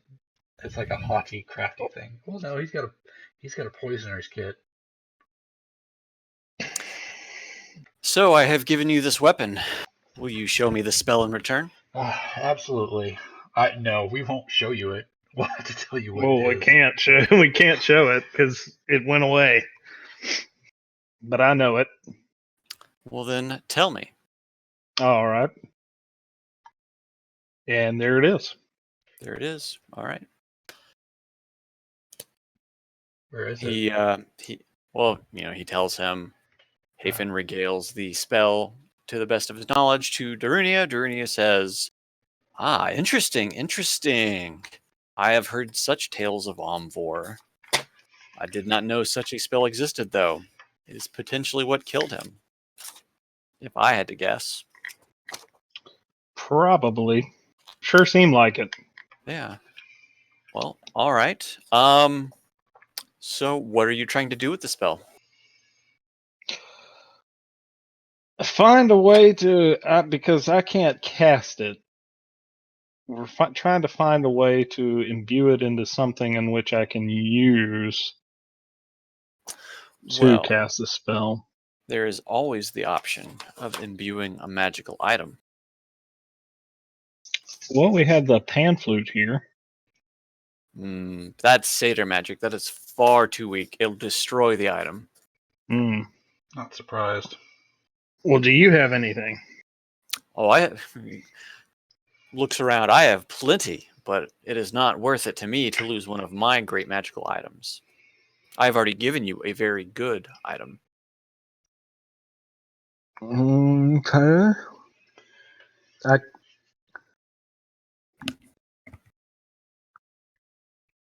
have a thought. All right. I pull out this raging blue sapphire. The one you got from the elementals? Yes. Okay. And I hold it up to him and I say, this is a gem that contains an elemental. That leads me to believe that we can put magic into gems or some other container. We also have another item that does the same. We have multiple items, actually, that allow us to store magic within items. Okay. I lift up my prayer beads. I point to the floating Yu-Gi-Oh! Pyramid that's floating around Hafen. Do you have something like in an extra large size that we can put a level 9 in? Of that stone? Of anything. Well, he looks at your raging blue sapphire and he says, "Well, this is but a container. I have not the way to imbue extra magic into it, and it would only destroy it if I attempted to. Necromancy is a very fickle magic. We need something strong if we're going to imbue."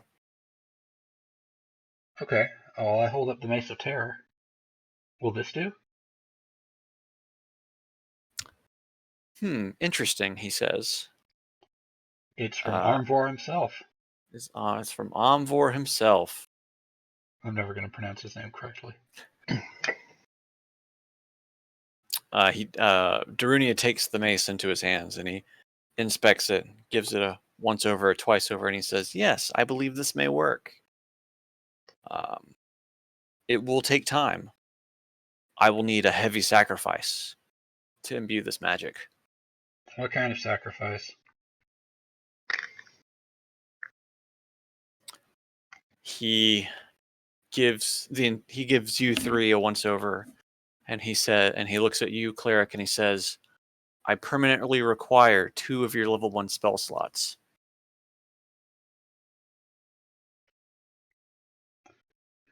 Ouch.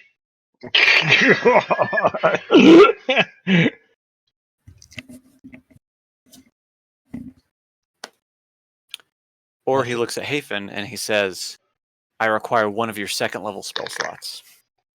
How about his arm instead? We came to terms with that already. I will gladly give up two of my level 1 spell slots so that we may be able to cast kill it this dragon.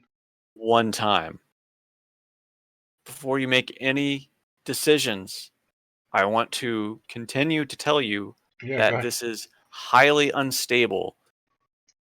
You have a very high chance of failing the cast, hurting, so you will sacrifice your 2 level 1 spell slots. It may not work. In fact, you're not even sure if it's going to work, and Hafen could take twice the amount of damage from casting the spell. So he could take 20 HP permanent HP loss. Yes. So you would lose 2 spell slots. He would lose 20 health permanently, and potentially nothing will happen. This is a very high risk. Is it worth it?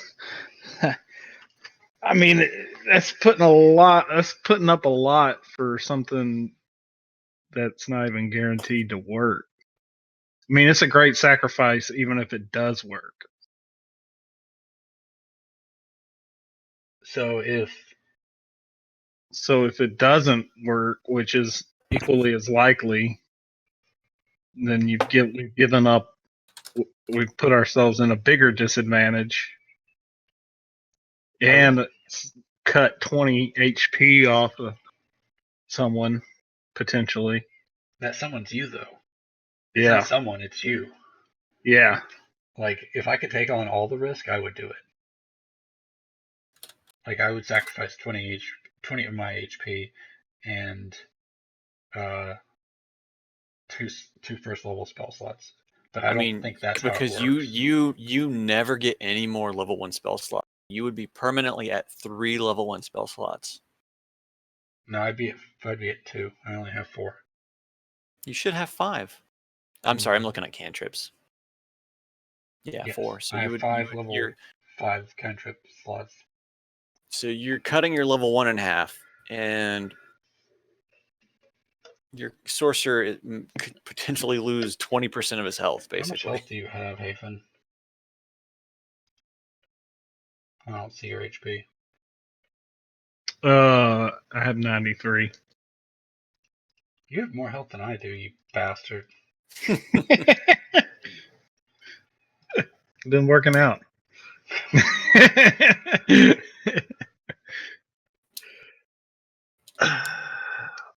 I'd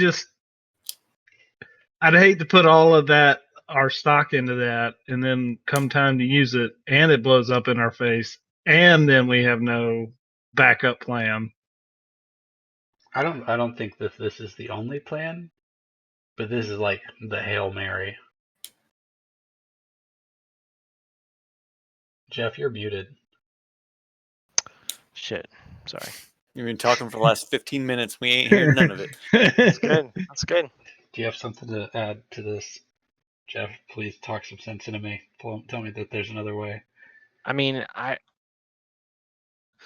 So we currently cannot cast the spell, right?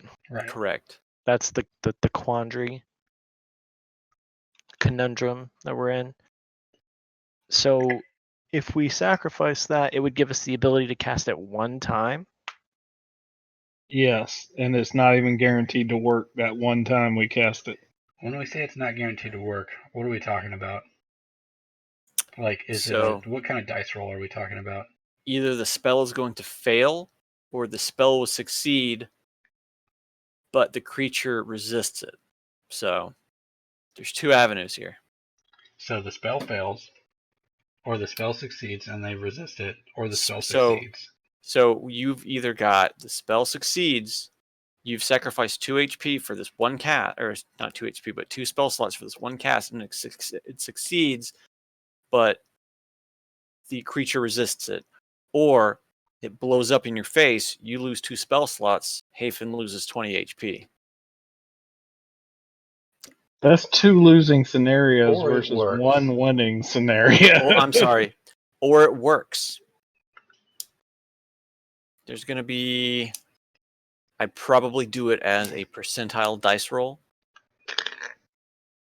And you would need to roll very high for a success. What are we talking about? Like a 10? Sorry, like a 90 or 90 plus? Well, I'm not going to tell you what the number is, but I mean, it would definitely help in the decision making.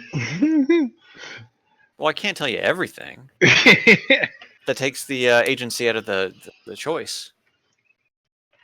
So I'm just telling you, you need to roll very high on percentile die for it to succeed. And there's even no higher way to for it. even Is there a way for us to buff that amount to give us edge? It'll be so as it stands, no, because you're already paying a lot just to cast the spell. Like, hang on. Okay, so bless isn't going to work in this case. No, because it's not a saving throw. Bless adds to attack throw or an attack. But this is also not an attack throw. Okay.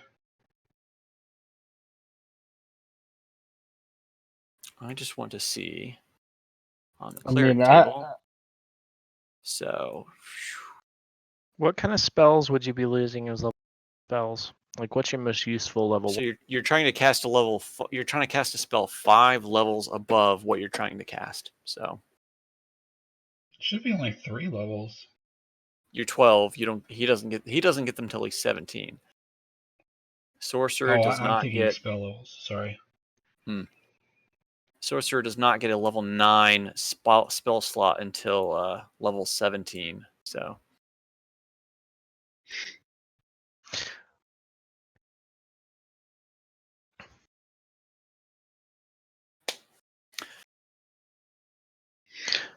So I'm like I've been saying the whole for the last week. This is super high risk. Are you willing to put in for something that has basically a 33% chance of working or of succeeding, but not actually doing anything? That's giving up a lot for very little payback. I mean, but if it works, then it's a fight that we don't even have to do. Not just that, but I'm sure that there could be something. I mean, it's a dragon. It's an ancient dragon too, so the treasure would be something. Like we could go in and just fight this dragon fair and square, and see if we get lucky. You're going in currently with a party of 8, I believe. So the main party: Smokeen, Vapeen, Ataz, Davril, and potentially you've got Numeragas. He says that he's somewhere in that layer. So that's 9 people. If you find him. And everybody's about at the same level, so that helps out a whole lot. I think we should do it. I think you should do what? You think we should do this risk, or we should go fight it fair and square? Do the risk. You're the only one not paying for it. I know, exactly. I have no investment in this. From a neutral standpoint, it seems like it's our best chance. I want to ask Darunia if he has any ideas on killing an ancient dragon. We have this one idea to cast this one spell, but it's very risky. You know that. Do you have any thoughts on a better way? Like, we're going to do our best to be sneaky and try to take advantage of every opportunity we have. Sure. But this feels like this is still a tough fight. Absolutely, it'll be a tough fight, he says. But you have great numbers, and I am sure that if you keep looking, you can find even greater numbers. Okay. If the answer is we need more people, then that's just how it is. I don't know who else we could get. We couldn't bully that one guy into joining us. You were trying to bully a common elf soldier into it, and he was not interested. We didn't try to bully him. We were trying to sell him on it. That was a sales pitch. I'm just trying to think strategically because if we try this spell and it does not work, there's only a 33% chance it works. That it passes and doesn't. Well, I mean, that it passes, but not that actually something happens. And then doesn't shrivel your most vital organ. Yeah, and if it doesn't work, we haven't hurt it at all. I've 20 HP off the bat, and Sean's down half of his first level spell slots. I mean, before we even start the fight. I could give up some of my spell slots if that's an option. This is a permanent reduction in spell slots. Yeah, Sir Eastervald's had a long and healthy life. He looks at Sir Eastervald and he says, "The paladin wishes to give up spell slot. It is not that easy. You." Yeah, it's different cost for each of us. For if you wish to make a sacrifice, it will cost some of your sanity. Sanity. You'll make a hard alignment shift. How hard? He wants to do this. Don't do that. You're just baiting him into it now. How hard are we talking? I think we should increase our numbers. We need more allies. Yeah, I think we're not going. I don't need Sir Eastervald going crazy and starting to be evil. No, wait. Hold on a minute. Hold on. Wait to hold your horses. You can have a noble self-sacrifice and go play an evil character after that. How hard of an alignment shift are we talking? He gives you a once-over and he says, "I fear that you will have a hard time traveling with this party after it is done." So it's going to be chaotic something.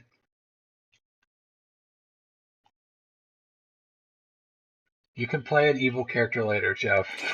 I know you want to.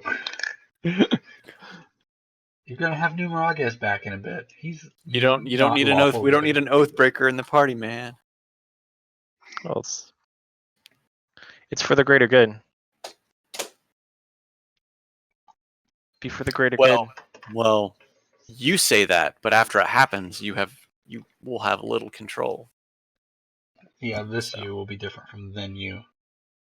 I think we should reach out to some more comrades that may or may not be alive. Maybe just put a pin in this. Yeah.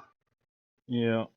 I mean, we've proven that we can always just get a hold of this fella if we need it. So it's not like this is the last chance it's like one shot. This is a one-time offer. We can mull it over. Tell me more about this shield.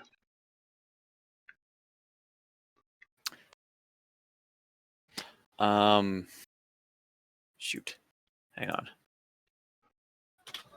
Did a quick 180 just to screw with you. Yeah, you did because I put it up. Oh, where was it? All right. The shield. When you are holding the shield, you have advantage against magical effects. So it'll make you more tanky. So to break it down, while holding the shield, you have advantage on saving throws against spells and other magical effects, and spell attacks have a disadvantage against you. How much? What is this spell? What is this shield worth to you? The shield is worth 1,000 gold pieces. How about 500 and a satyr pipes? If you give me back my sword, I will gladly give you the shield. I really like this sword that Jeff is not giving me. I'm still holding on to it. Are you licking the blade? He's looking at him. Get out of here.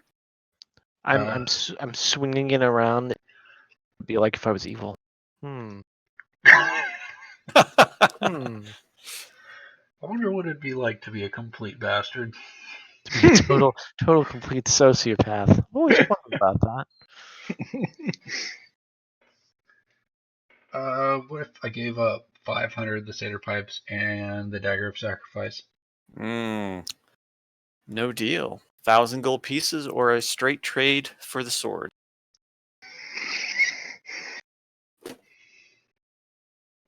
Jeff, can you even equip the shield? Certainly. No, I mean, you got a lot. This is like a magical attunement question. Mm-hmm. Well, I mean, I could attune to a new shield instead of my Sentinel shield. Your Sentinel shield does. You have advantage on initiative rolls and wisdom perception checks.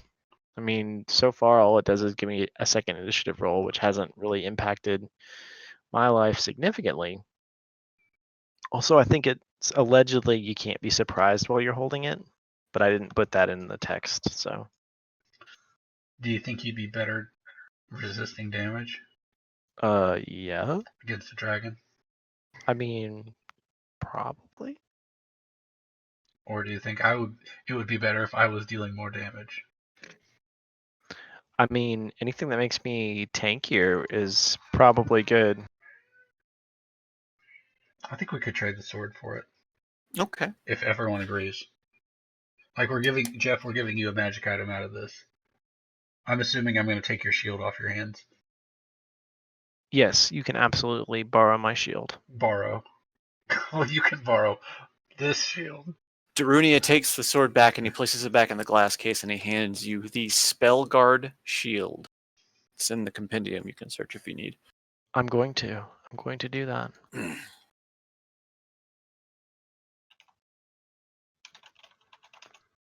Boom. Boom. And Darunia says, if we are done here, you may exit the way you came in and you will return from where you came from. Can we return somewhere else? No, that is not how it works. Didn't you ask that last time? I'm going to ask it every time. Like, wouldn't it be awesome to just walk into the dungeon? Right. There you go. You can copy that into your inventory. Excellent. And it requires attunement, right? Yes. I think that will max out my attunement, Scott, with I the think so. shield, the prayer beads, and the mace. Excuse me. So what I have, I try to keep this as up to date as possible. So Eastvault apparently had 4 things. I didn't know your shield was attunement. So that puts you at 4 things because you've got your belt of dwarven kind, your 2-handed flaming warhammer, and your gauntlets of ogre power. Sean, when we were doing all of this, because Sean was that set me up with the items, like I got to pick from a list. Was the attunement level and stuff not taken into account? Nope, because I don't know shit about attunement. Okay. I do attunement at 3 magical items that require attunement max. Well, Like, for example, Hafen has his Cloak of Protection. That is not an attunement item. He has his Bracers of Defense, he has the Stone of Reserve, and the Wand of the War Mage. Yolanda only has the Ring of Jumping. Armin has his Necklace of Prayer Beads. And now the shield, he's getting that Shield of Faith, so. I also have the Mace of Terror. It doesn't require, it does require attunement, but you haven't attuned to it, correct? I attuned to it at the last long rest we did in the Undead Lair. All right, so I'll add that. I'll add your shield. What is it? The Shield of Faith? Sentinel Shield. It is in the Dungeon Master's Guide. Okay, I'm just adding it to a... Here's a link to it in some random ass website. Sure. This episode is brought to you by 5e.tools.items.sentinelshield.html. Also my cat. So you are maxed out on attuned items. Hafen can take 1 more. Eastvault is maxed out.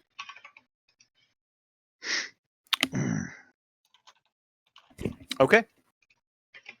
Do you hang around in the shop or do you leave? I think it's time to bounce. Okay. As Farewell, you friend. leave, We'll see you again soon. he slightly bows and thank you for stopping by. I hope to see you again. If you ever need, just give me a call. And you find yourself back in the tavern.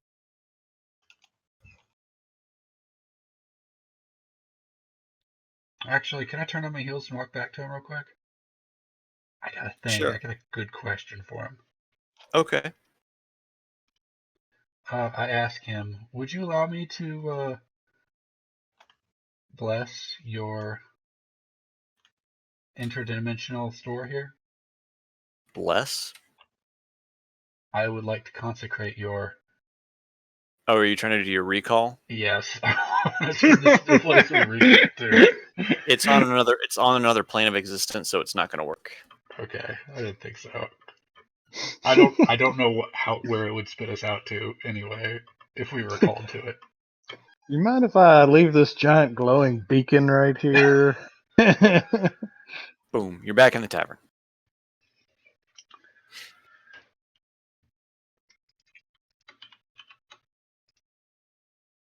All right, guys. I forgot about something. We have a prisoner with us also. We need another camel. Wait, no, we don't. We have 8 camels, right? We have 8 camels, and Jeff has his we don't steed. have any camels. We have You have horses. horses. I'm sorry. I want them to be camels so badly. You can put him on the horse with the barrel. Excellent. He will lay on the horse with the barrel, and he'll have a sock. I thought you guys got rid of him a while ago. Nope, he came with us, and Davril and Ataz watched over him in the inn. Okay. We could have run that as a side quest. Wouldn't that be fun? Ataz, not really. Davril, and a random mercenary. The half dragon man. All right. So what do you do now? I think it's time to head to the desert, guys. Thoughts, concerns? Don't let me railroad the party any longer, please. No, I think we're good now to set out. Onward to adventure! Onward to adventure. Let's see. Let me set the tokens right since there's a lot more people now.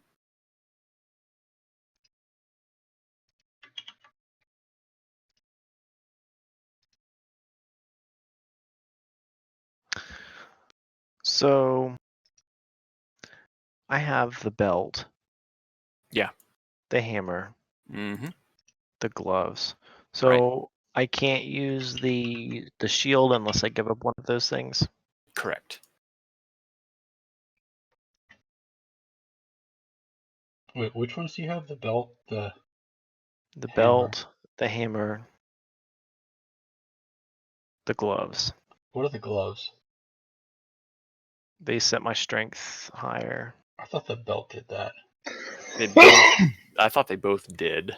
No, the gauntlets are for my strength, 19, and then the belt is for my constitution. Increases it by 2. Which so what do you want to give up? Health or strength? How much does it increase your strength? It goes to 19 from what? I'm not sure what the base is. I forgot. I'd have to look at the D&D Beyond. Or did I ever do it on D&D Beyond? I don't think you did. I think we did it in Roll20. I don't remember, honestly. Let me see what it looks like. Your constitution is weird. Well, if you mouse over it, it says 24. Yeah, your constitution, for whatever reason, has an 8. Yeah, and you pointed that out last time, but I didn't know how to fix that. Like, you should max out at 20 stat-wise. Yeah, currently is at a 24. I don't know how you got 8.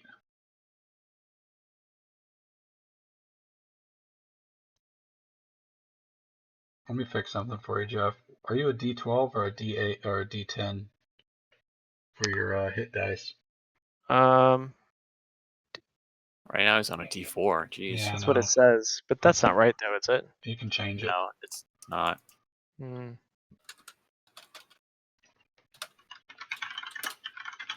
I think a paladin is D10. Yeah.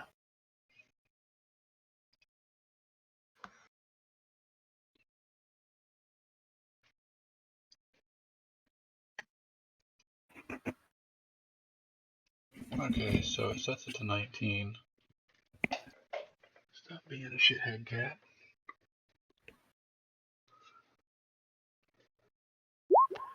Oops. I don't know what your base strength is, Jeff. You should have had 2 ability increases at this point, so who knows what... I don't know what you chose. I'm pretty sure I chose constant. I don't know. I'm gonna have to look back. I don't remember right off the top of my head. It says 10. Or it's plus 10 on the saving throw. Like I'm gonna have to go back and look into it because I really don't remember. Okay, yeah, that's fine. So just think about it for now. Which item you would like to Yeah. de-equip? Okay. As you leave the tavern and you walk along the road, the forest begins to thin out. The trees start to become, kind of like an autumn red, and everything as the grass turns to sand and everything, and you come across a bridge that leads across a ravine.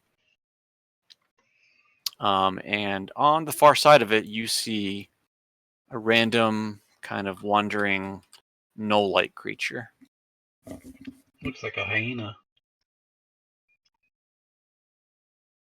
The party's too big. We're missing a Taz. You are. Well, you got the Dragon Man here, and he is... Bam. All right, so... Gnolls. I don't know anything about gnolls. So as you approach... Are you approaching the bridge? I'm approaching the bridge.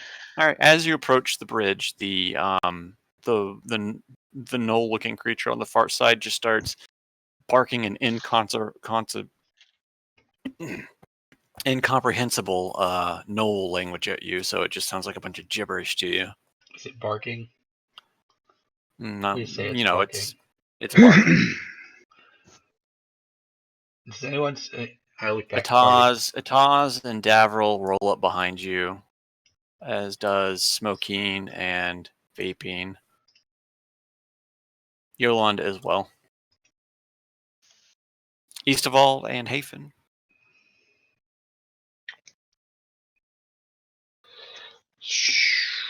I think.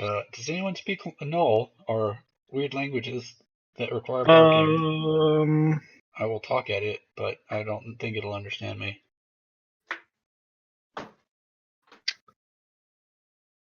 All I know are Common, Draconic, and Elvish. As it continues to bark at you, it advances forward on the bridge, close, about 15 feet out from Armin, and it lets out a screeching howl. I step up to it and I say, "Hail and well met, friend." And as you do that, a bunch of gnolls appear. Oh, good. They fought as friends. Roll for initiative. Not good. Not bad.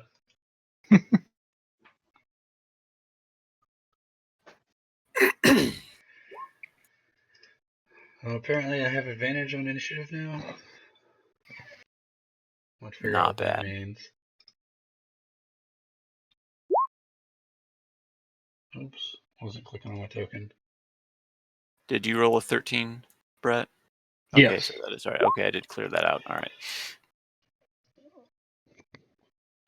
I've got to figure out how to cast both of those at the same time now.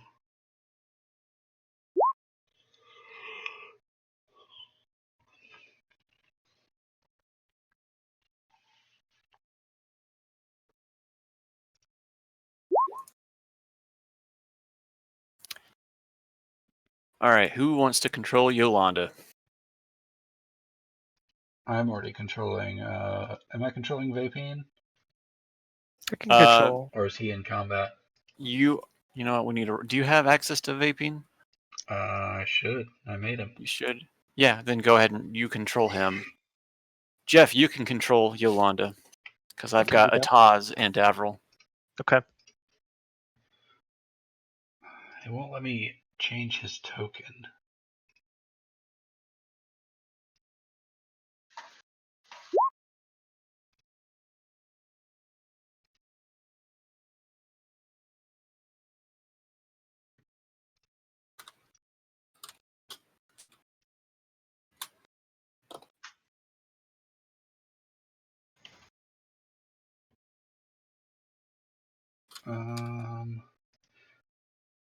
I don't know how to fix Vapine so that I can see his stuff in his token without setting up or being a GM.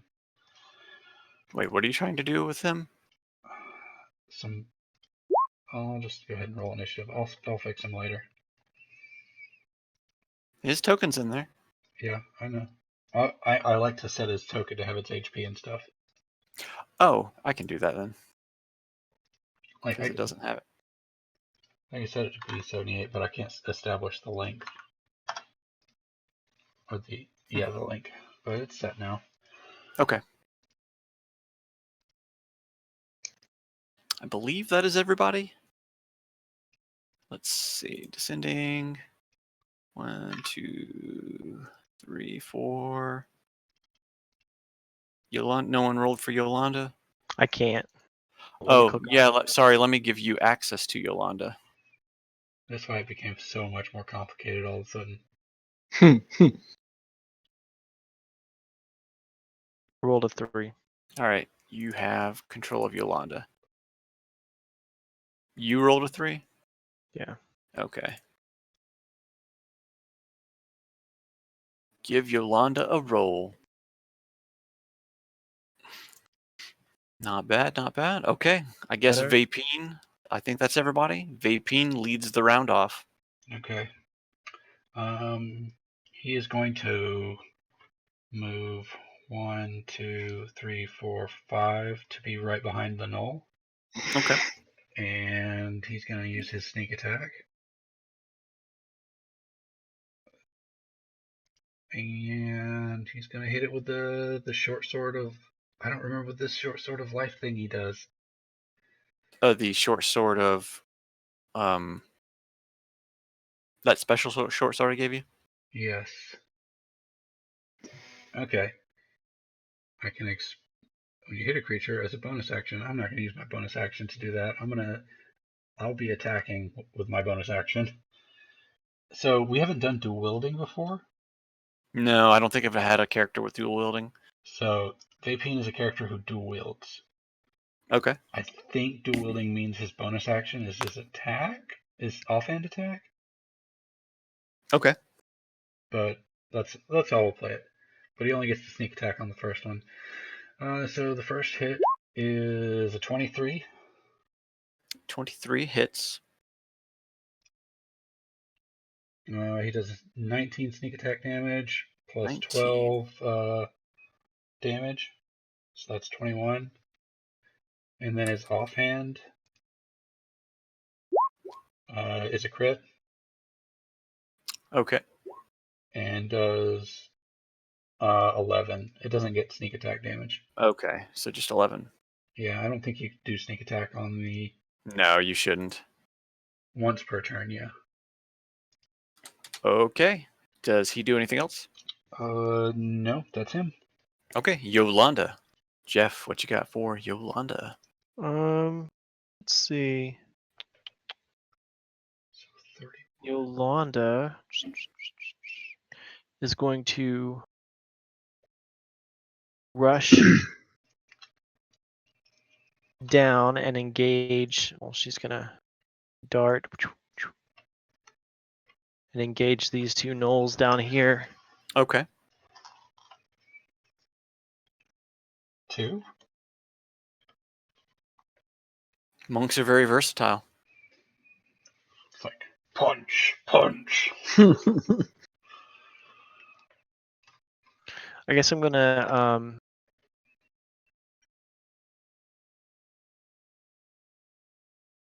I'm gonna attack one of these. So I get an extra attack, right? You should have an attack, and you should have a bonus attack as well. So I get 3 attacks? Let's see how a monk works. I know she can spend key points to do flurry of blows. Yeah, that's like extra stuff. If you do an attack, you can spend 1 key point to make 2 unarmed strikes.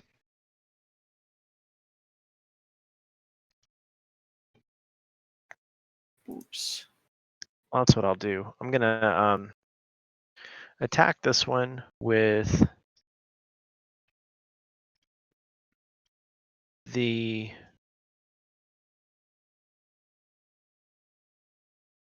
two-handed quarterstaff. Okay, so you're gonna do 2-hand. So you're gonna. So if you're using her feather, so she's using her feather staff. So you should just have to click that, and she should have programmed the damage in for it.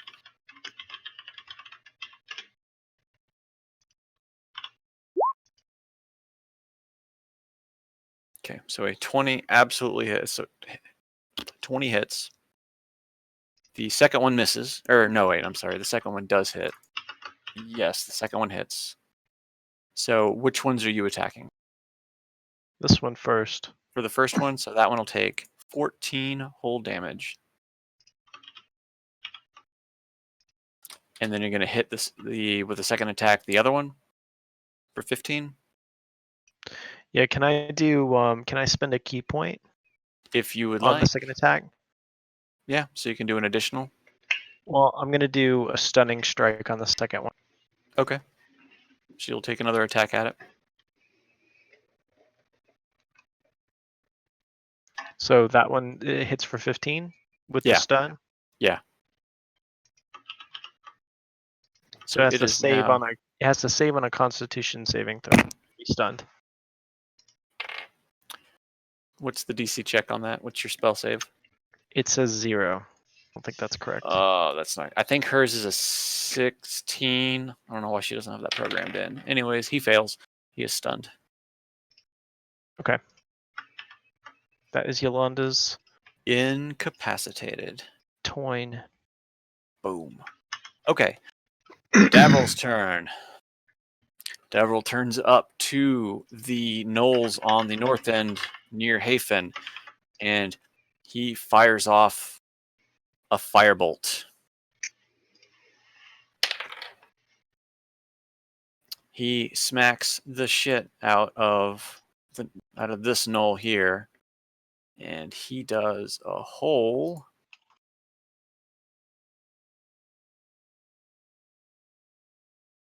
I haven't used his spells in a while.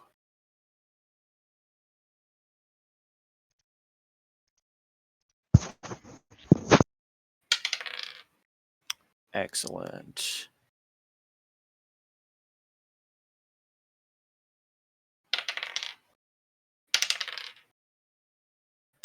He incinerates the knoll on the north end, and it just crumbles to dust.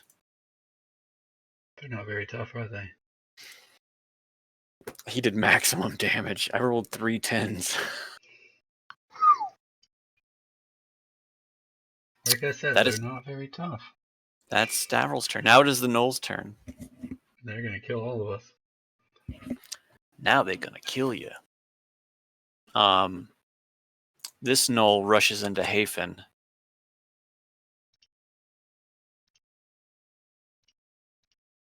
And bites at Hafen for a hole. Well, let's roll to see if it actually hits first.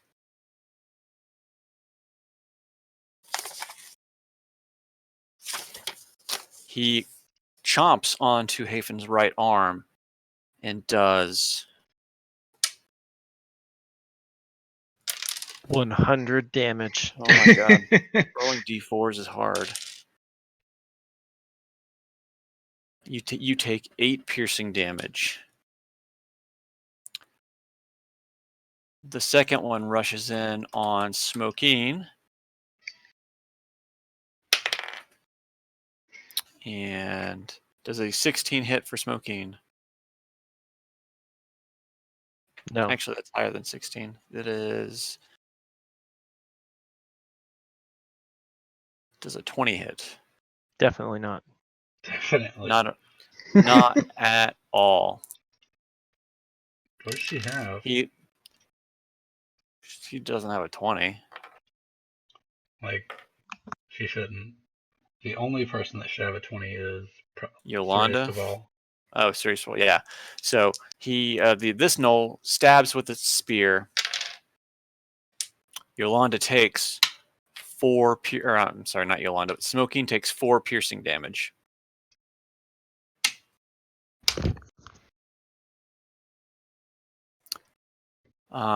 The incapacitated gnoll attempts to shake it off.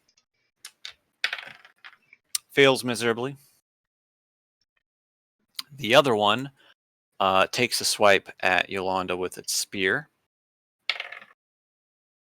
Misses. Strikes at open air as Yolanda deftly dodges out of the way. And that's it for the gnoll's turns. Ataz notices what's going on around him. Ataz holds his action. Ataz had a 28. Why is he? Well, he didn't have a 28. Sure he did.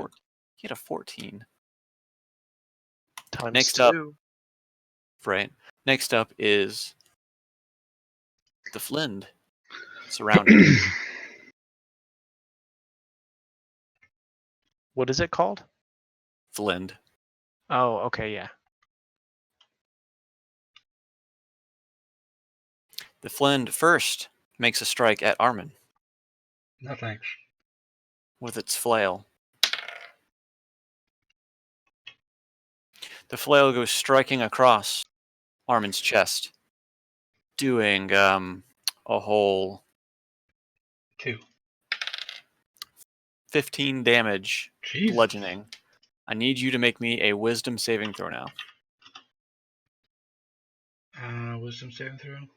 Yes. That's my specialty. Excellent. I should have leveled wisdom instead of strength. You feel yourself get lightheaded for a second, but you immediately snap out of it. The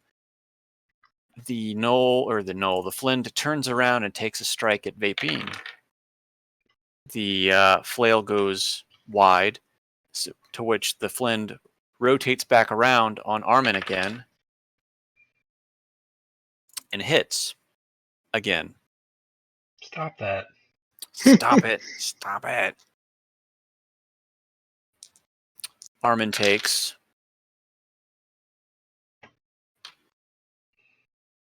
21 bludgeoning damage.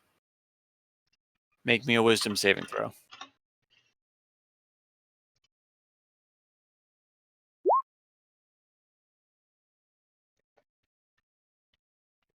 You are make an attack roll at the Flind.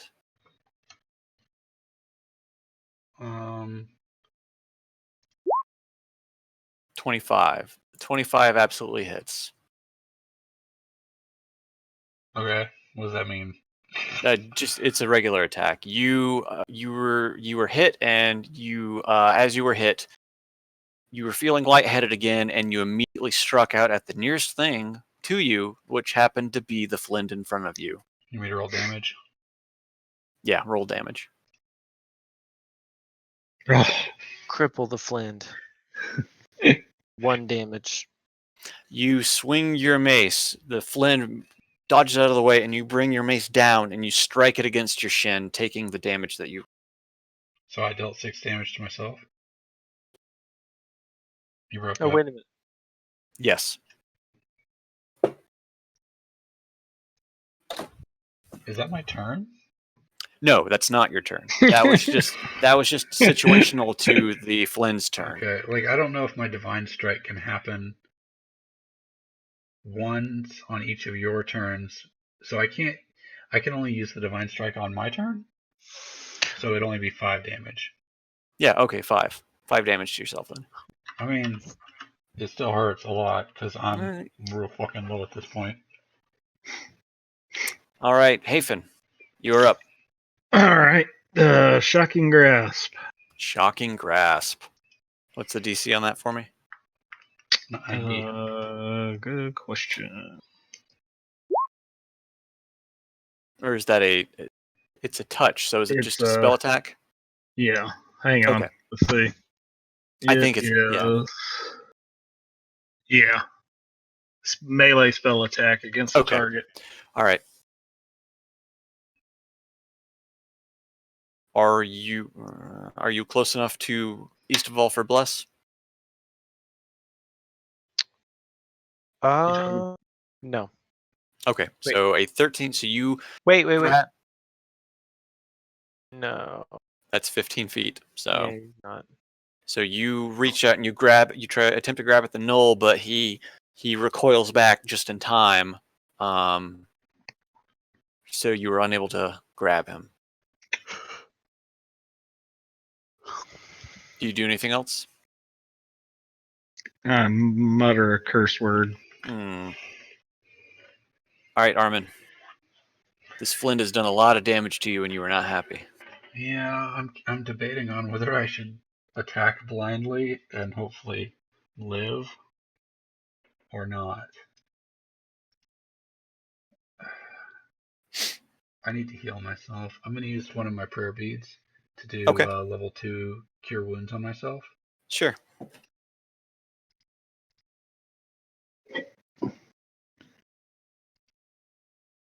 Okay, so I get 17 plus 5 for self-healing. Okay. So when I cast so it bumps me up 22. And then for my bonus action, I'm going to summon a spiritual weapon. All right. And it'll come out right here, and it'll take its attack.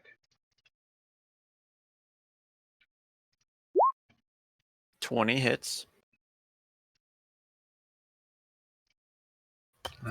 It does 10. 10? Okay. All right. Anything else? That's it. Eastaval, it is finally your turn. I've been waiting so patiently. I'm gonna move right here. Mr. Hafen within range of my blessing. Excellent. And I'm gonna brain this one with the Warhammer. Maybe. No. The second strike absolutely hits. First one swings wide. Second one comes crashing down on it, top of its head. And it we're gonna takes do 14 damage. We're gonna do extra 7. An extra 7. All right. As the hammer comes crashing down, you have brained this one thoroughly. It stumbles in place. It looks like it's hanging on by a thread. Very good. Anything else? That is it. That is it. All right. Vaping. You know what? This is working out really well. So he's just going to go ahead and swing in it. 24 absolutely hits. Okay. It's going to be 8 plus 23, so 31. And then he'll use his offhand. 28 hits. And then do 11 more. So 31, 44? Wait, no, 42 damage total. That's why you never turn your back on a rogue. Yeah. Right. I should have been playing Rogue all along. This shit's crazy. This is ridiculous. Especially with that sword. How do you have a plus 10, by the way? That's a long question. You know how it is. So it's dexterity based, and my dex is at 20. Okay. Plus 1 because of the dagger. I mean, plus 1 because of its magic weapon, plus 1 weapon. Sure. Plus proficiency, which is plus 4. Okay. Fair enough. So it should look very similar. to that goddamn flaming hammer. Except no fire damage. Well, No fire the damage. hammer is only +8. Well, I guess they're just not as proficient as I am. It's not All right. Will Vaping do anything else? shameful. It is shameful. No, that's it. Okay. Yolanda's turn. Is that thing not dead yet?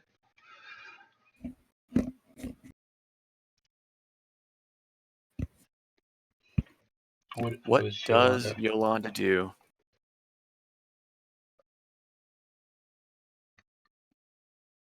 What does she do, Jeff?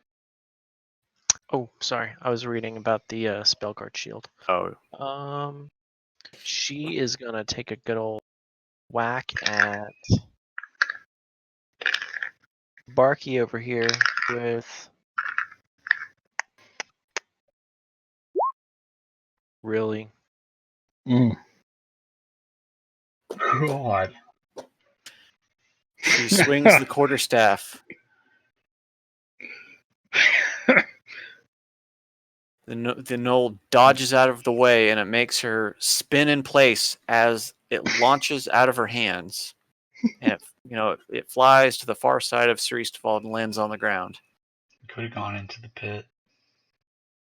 I'm not that mean. I mean, I guess it was double ones. I guess I'll whip out my feather staff too then. Oh wait, you rolled a quarterstaff, not the feather staff? Yeah, I just realized that they were two different things in her inventory. I see. Still happened. Oh, you lost your weapon, man. No, I lost the quarterstaff. Well, you take your entire action to equip the feather staff, so you can't attack again. I'm gonna whip it. Oh, she's nimble. Like, period, the end. You roll a nat 1, your turn's over. All right, fine. That's Yolanda. All right, it's Davril's turn. Davril's going to turn, and he is going to fire at the gnoll who just took a bite at Hafen.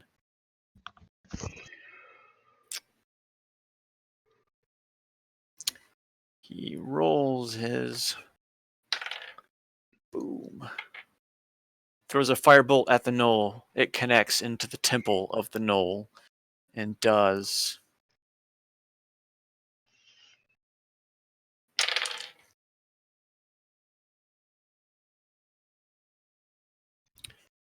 that much damage. The gnoll screams as the firebolt crashes into it. It is now the gnoll's turn.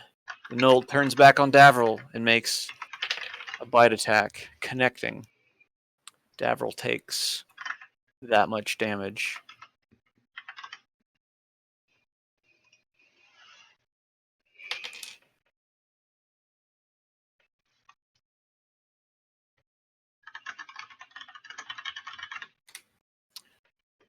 Second gnoll, spinning in its incapacitated, near incapacitated state, tries to run its spear through Sir Eastfall.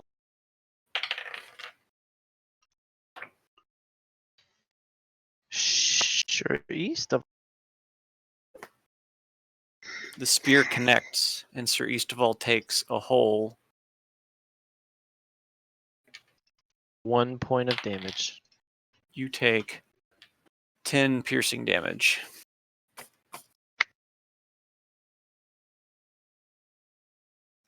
The non-incapacitated gnoll moves up, takes a bite at Ataz, missing his attack. Ataz, in turn, turns around and fires a firebolt. The gnoll, hitting the gnoll, doing a whole...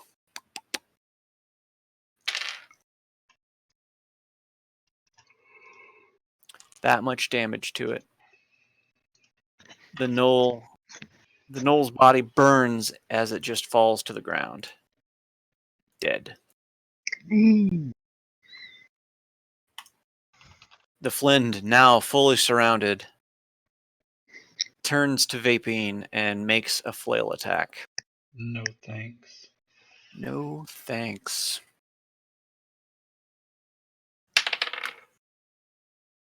The flail attack connects.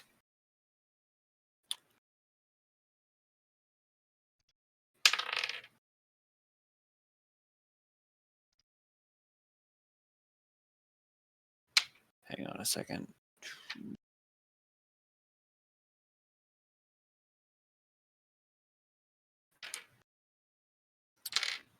And takes 14 bludgeoning damage plus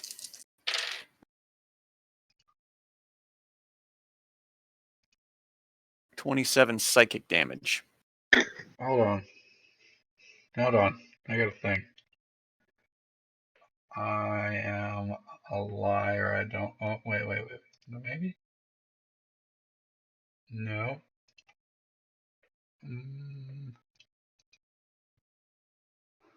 I scoff at him. That's it. Vapine scoffs. Yes. How much damage?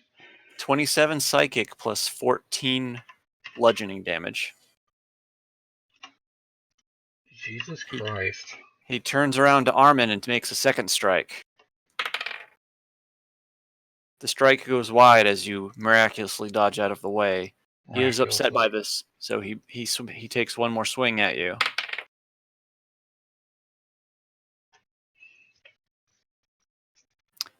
This time, the flail connects with you.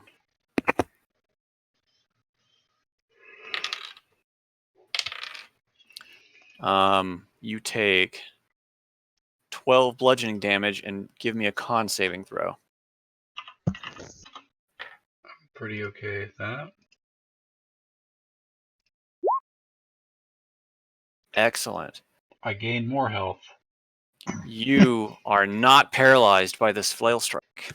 Well, that's great. In fact, when he strikes you with the flail, you smack the flail out of his hand. So now he's fighting with his fist or his teeth. Right. Cool. Love that. All right, Hafen, you are up. All right. Shocking grasp again. Shocking grasp again. You are blessed this time. It doesn't matter. Your shocking grasp absolutely connects. You grab the knoll with both hands and you just electrify the body. You shake him real good. You shake him violently as electricity just courses through his veins, and his fur just starts to fry as it happens. And as you let go, falls to the ground dead. All right, Armin. Actually, I should say, Hafen, do you do anything else? No. Okay. All right, Armin. This guy's got to die. He's been alive way too long. I'm going to hit him with my mace. Hit him with the mace. A 19 absolutely connects. Okay, he'll take 12 damage. And then also the spiritual weapon will attack as well. 12. 12 misses. The sword slices through the flint in front of you, but it seemingly does no damage. And I will use my oh, that was my bonus action. That's me. Mm-hmm. Okay.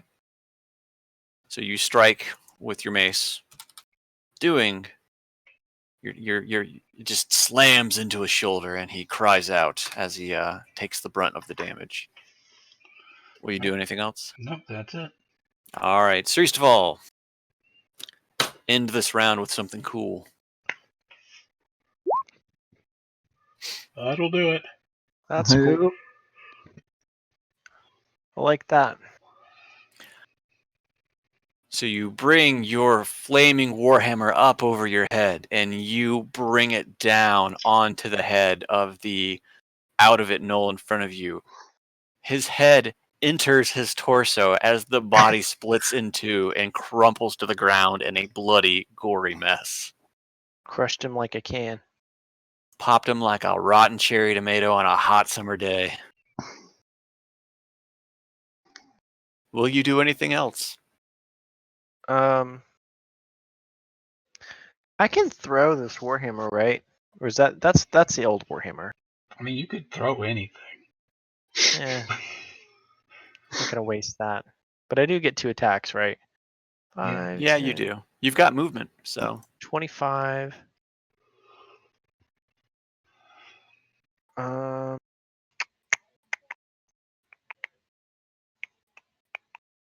You could go attack someone else's target. We got this.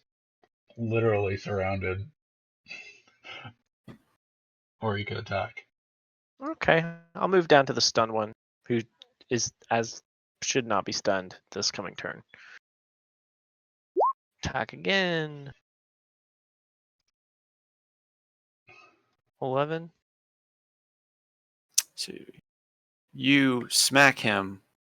You catch him in the side with your warhammer on the second attack, and as you do, the incapacitated gnoll flies over the ravine side, falls to the bottom, and croaks.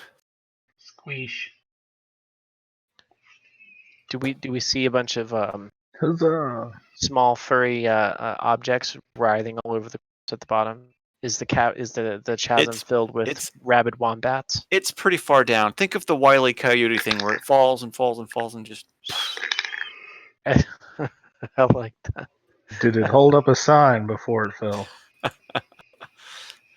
Unfortunately, no. He was incapacitated. All right, let's kill this Flend or whatever. I'll probably get it this turn. It is Vapine's turn. Vapine's going to do all the damage.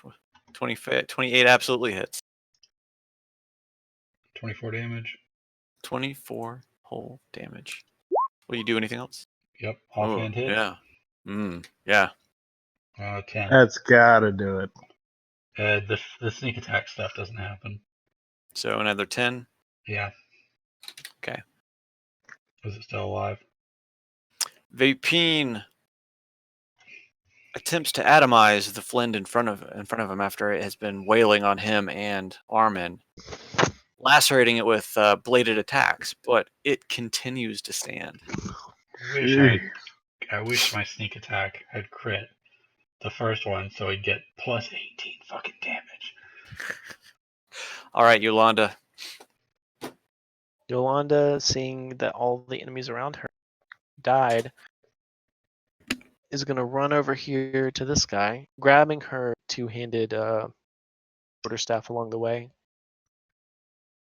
If that's all right with you. Yeah. She's going to jump on one end of it and flip it up, and it lands in her pack. That's something badass she would do. Yeah. That's one of those cool things she would do. Absolutely. And she's going to whack this puppy the feather staff. 21 absolutely hits. So does a 23. So and then 23 damage.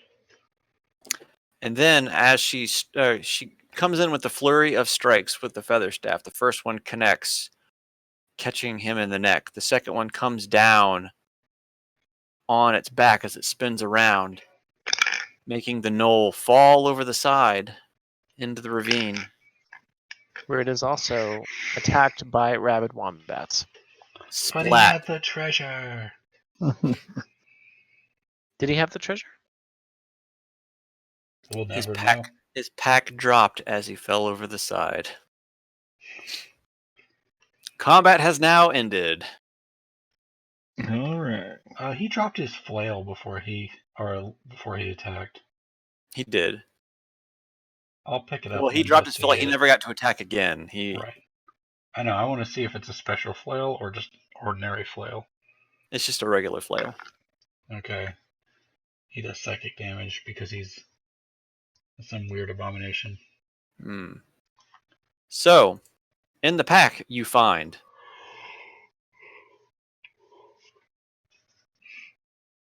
120 gold pieces. Actually, no, I'm sorry. That's not right. Let me go back to the thing I had written. All the wombats have little white mustaches. You find 1,100 gold pieces. Jesus. They're frothing. Okay. And you find two potion. You find a potion of greater healing and a potion of regular healing. Okay, 1,100 gold. I think we split that 3 ways. However you want to split it. Yep. Sorry, Smokey. Sorry, Taz, you don't get shit. She's not in it for the money. 11. I don't know how much 11 is. What is? Can we do that? Seven. 1100 divided by 3. You can do 364 gold each. Ooh. What about 366? I'm sorry. Yeah, 300. Yeah, 366 is fine. And I'll take everyone's extra, so I'll get 368. All right. That's fine. Sure. No one's stopping you. Vapine doesn't need any gold currently. No, he needs all this gold. Gotta spread this out a little bit. However you want to divide it. Vapine's gonna pocket the coin while Armin is looking at other things. Cool. Okay. What time is it? It's almost 11. Yeah, I was going to say, this is a good stopping point. This is Excellent. time. Cool. I should play a rogue. Seriously, with how much damage they do.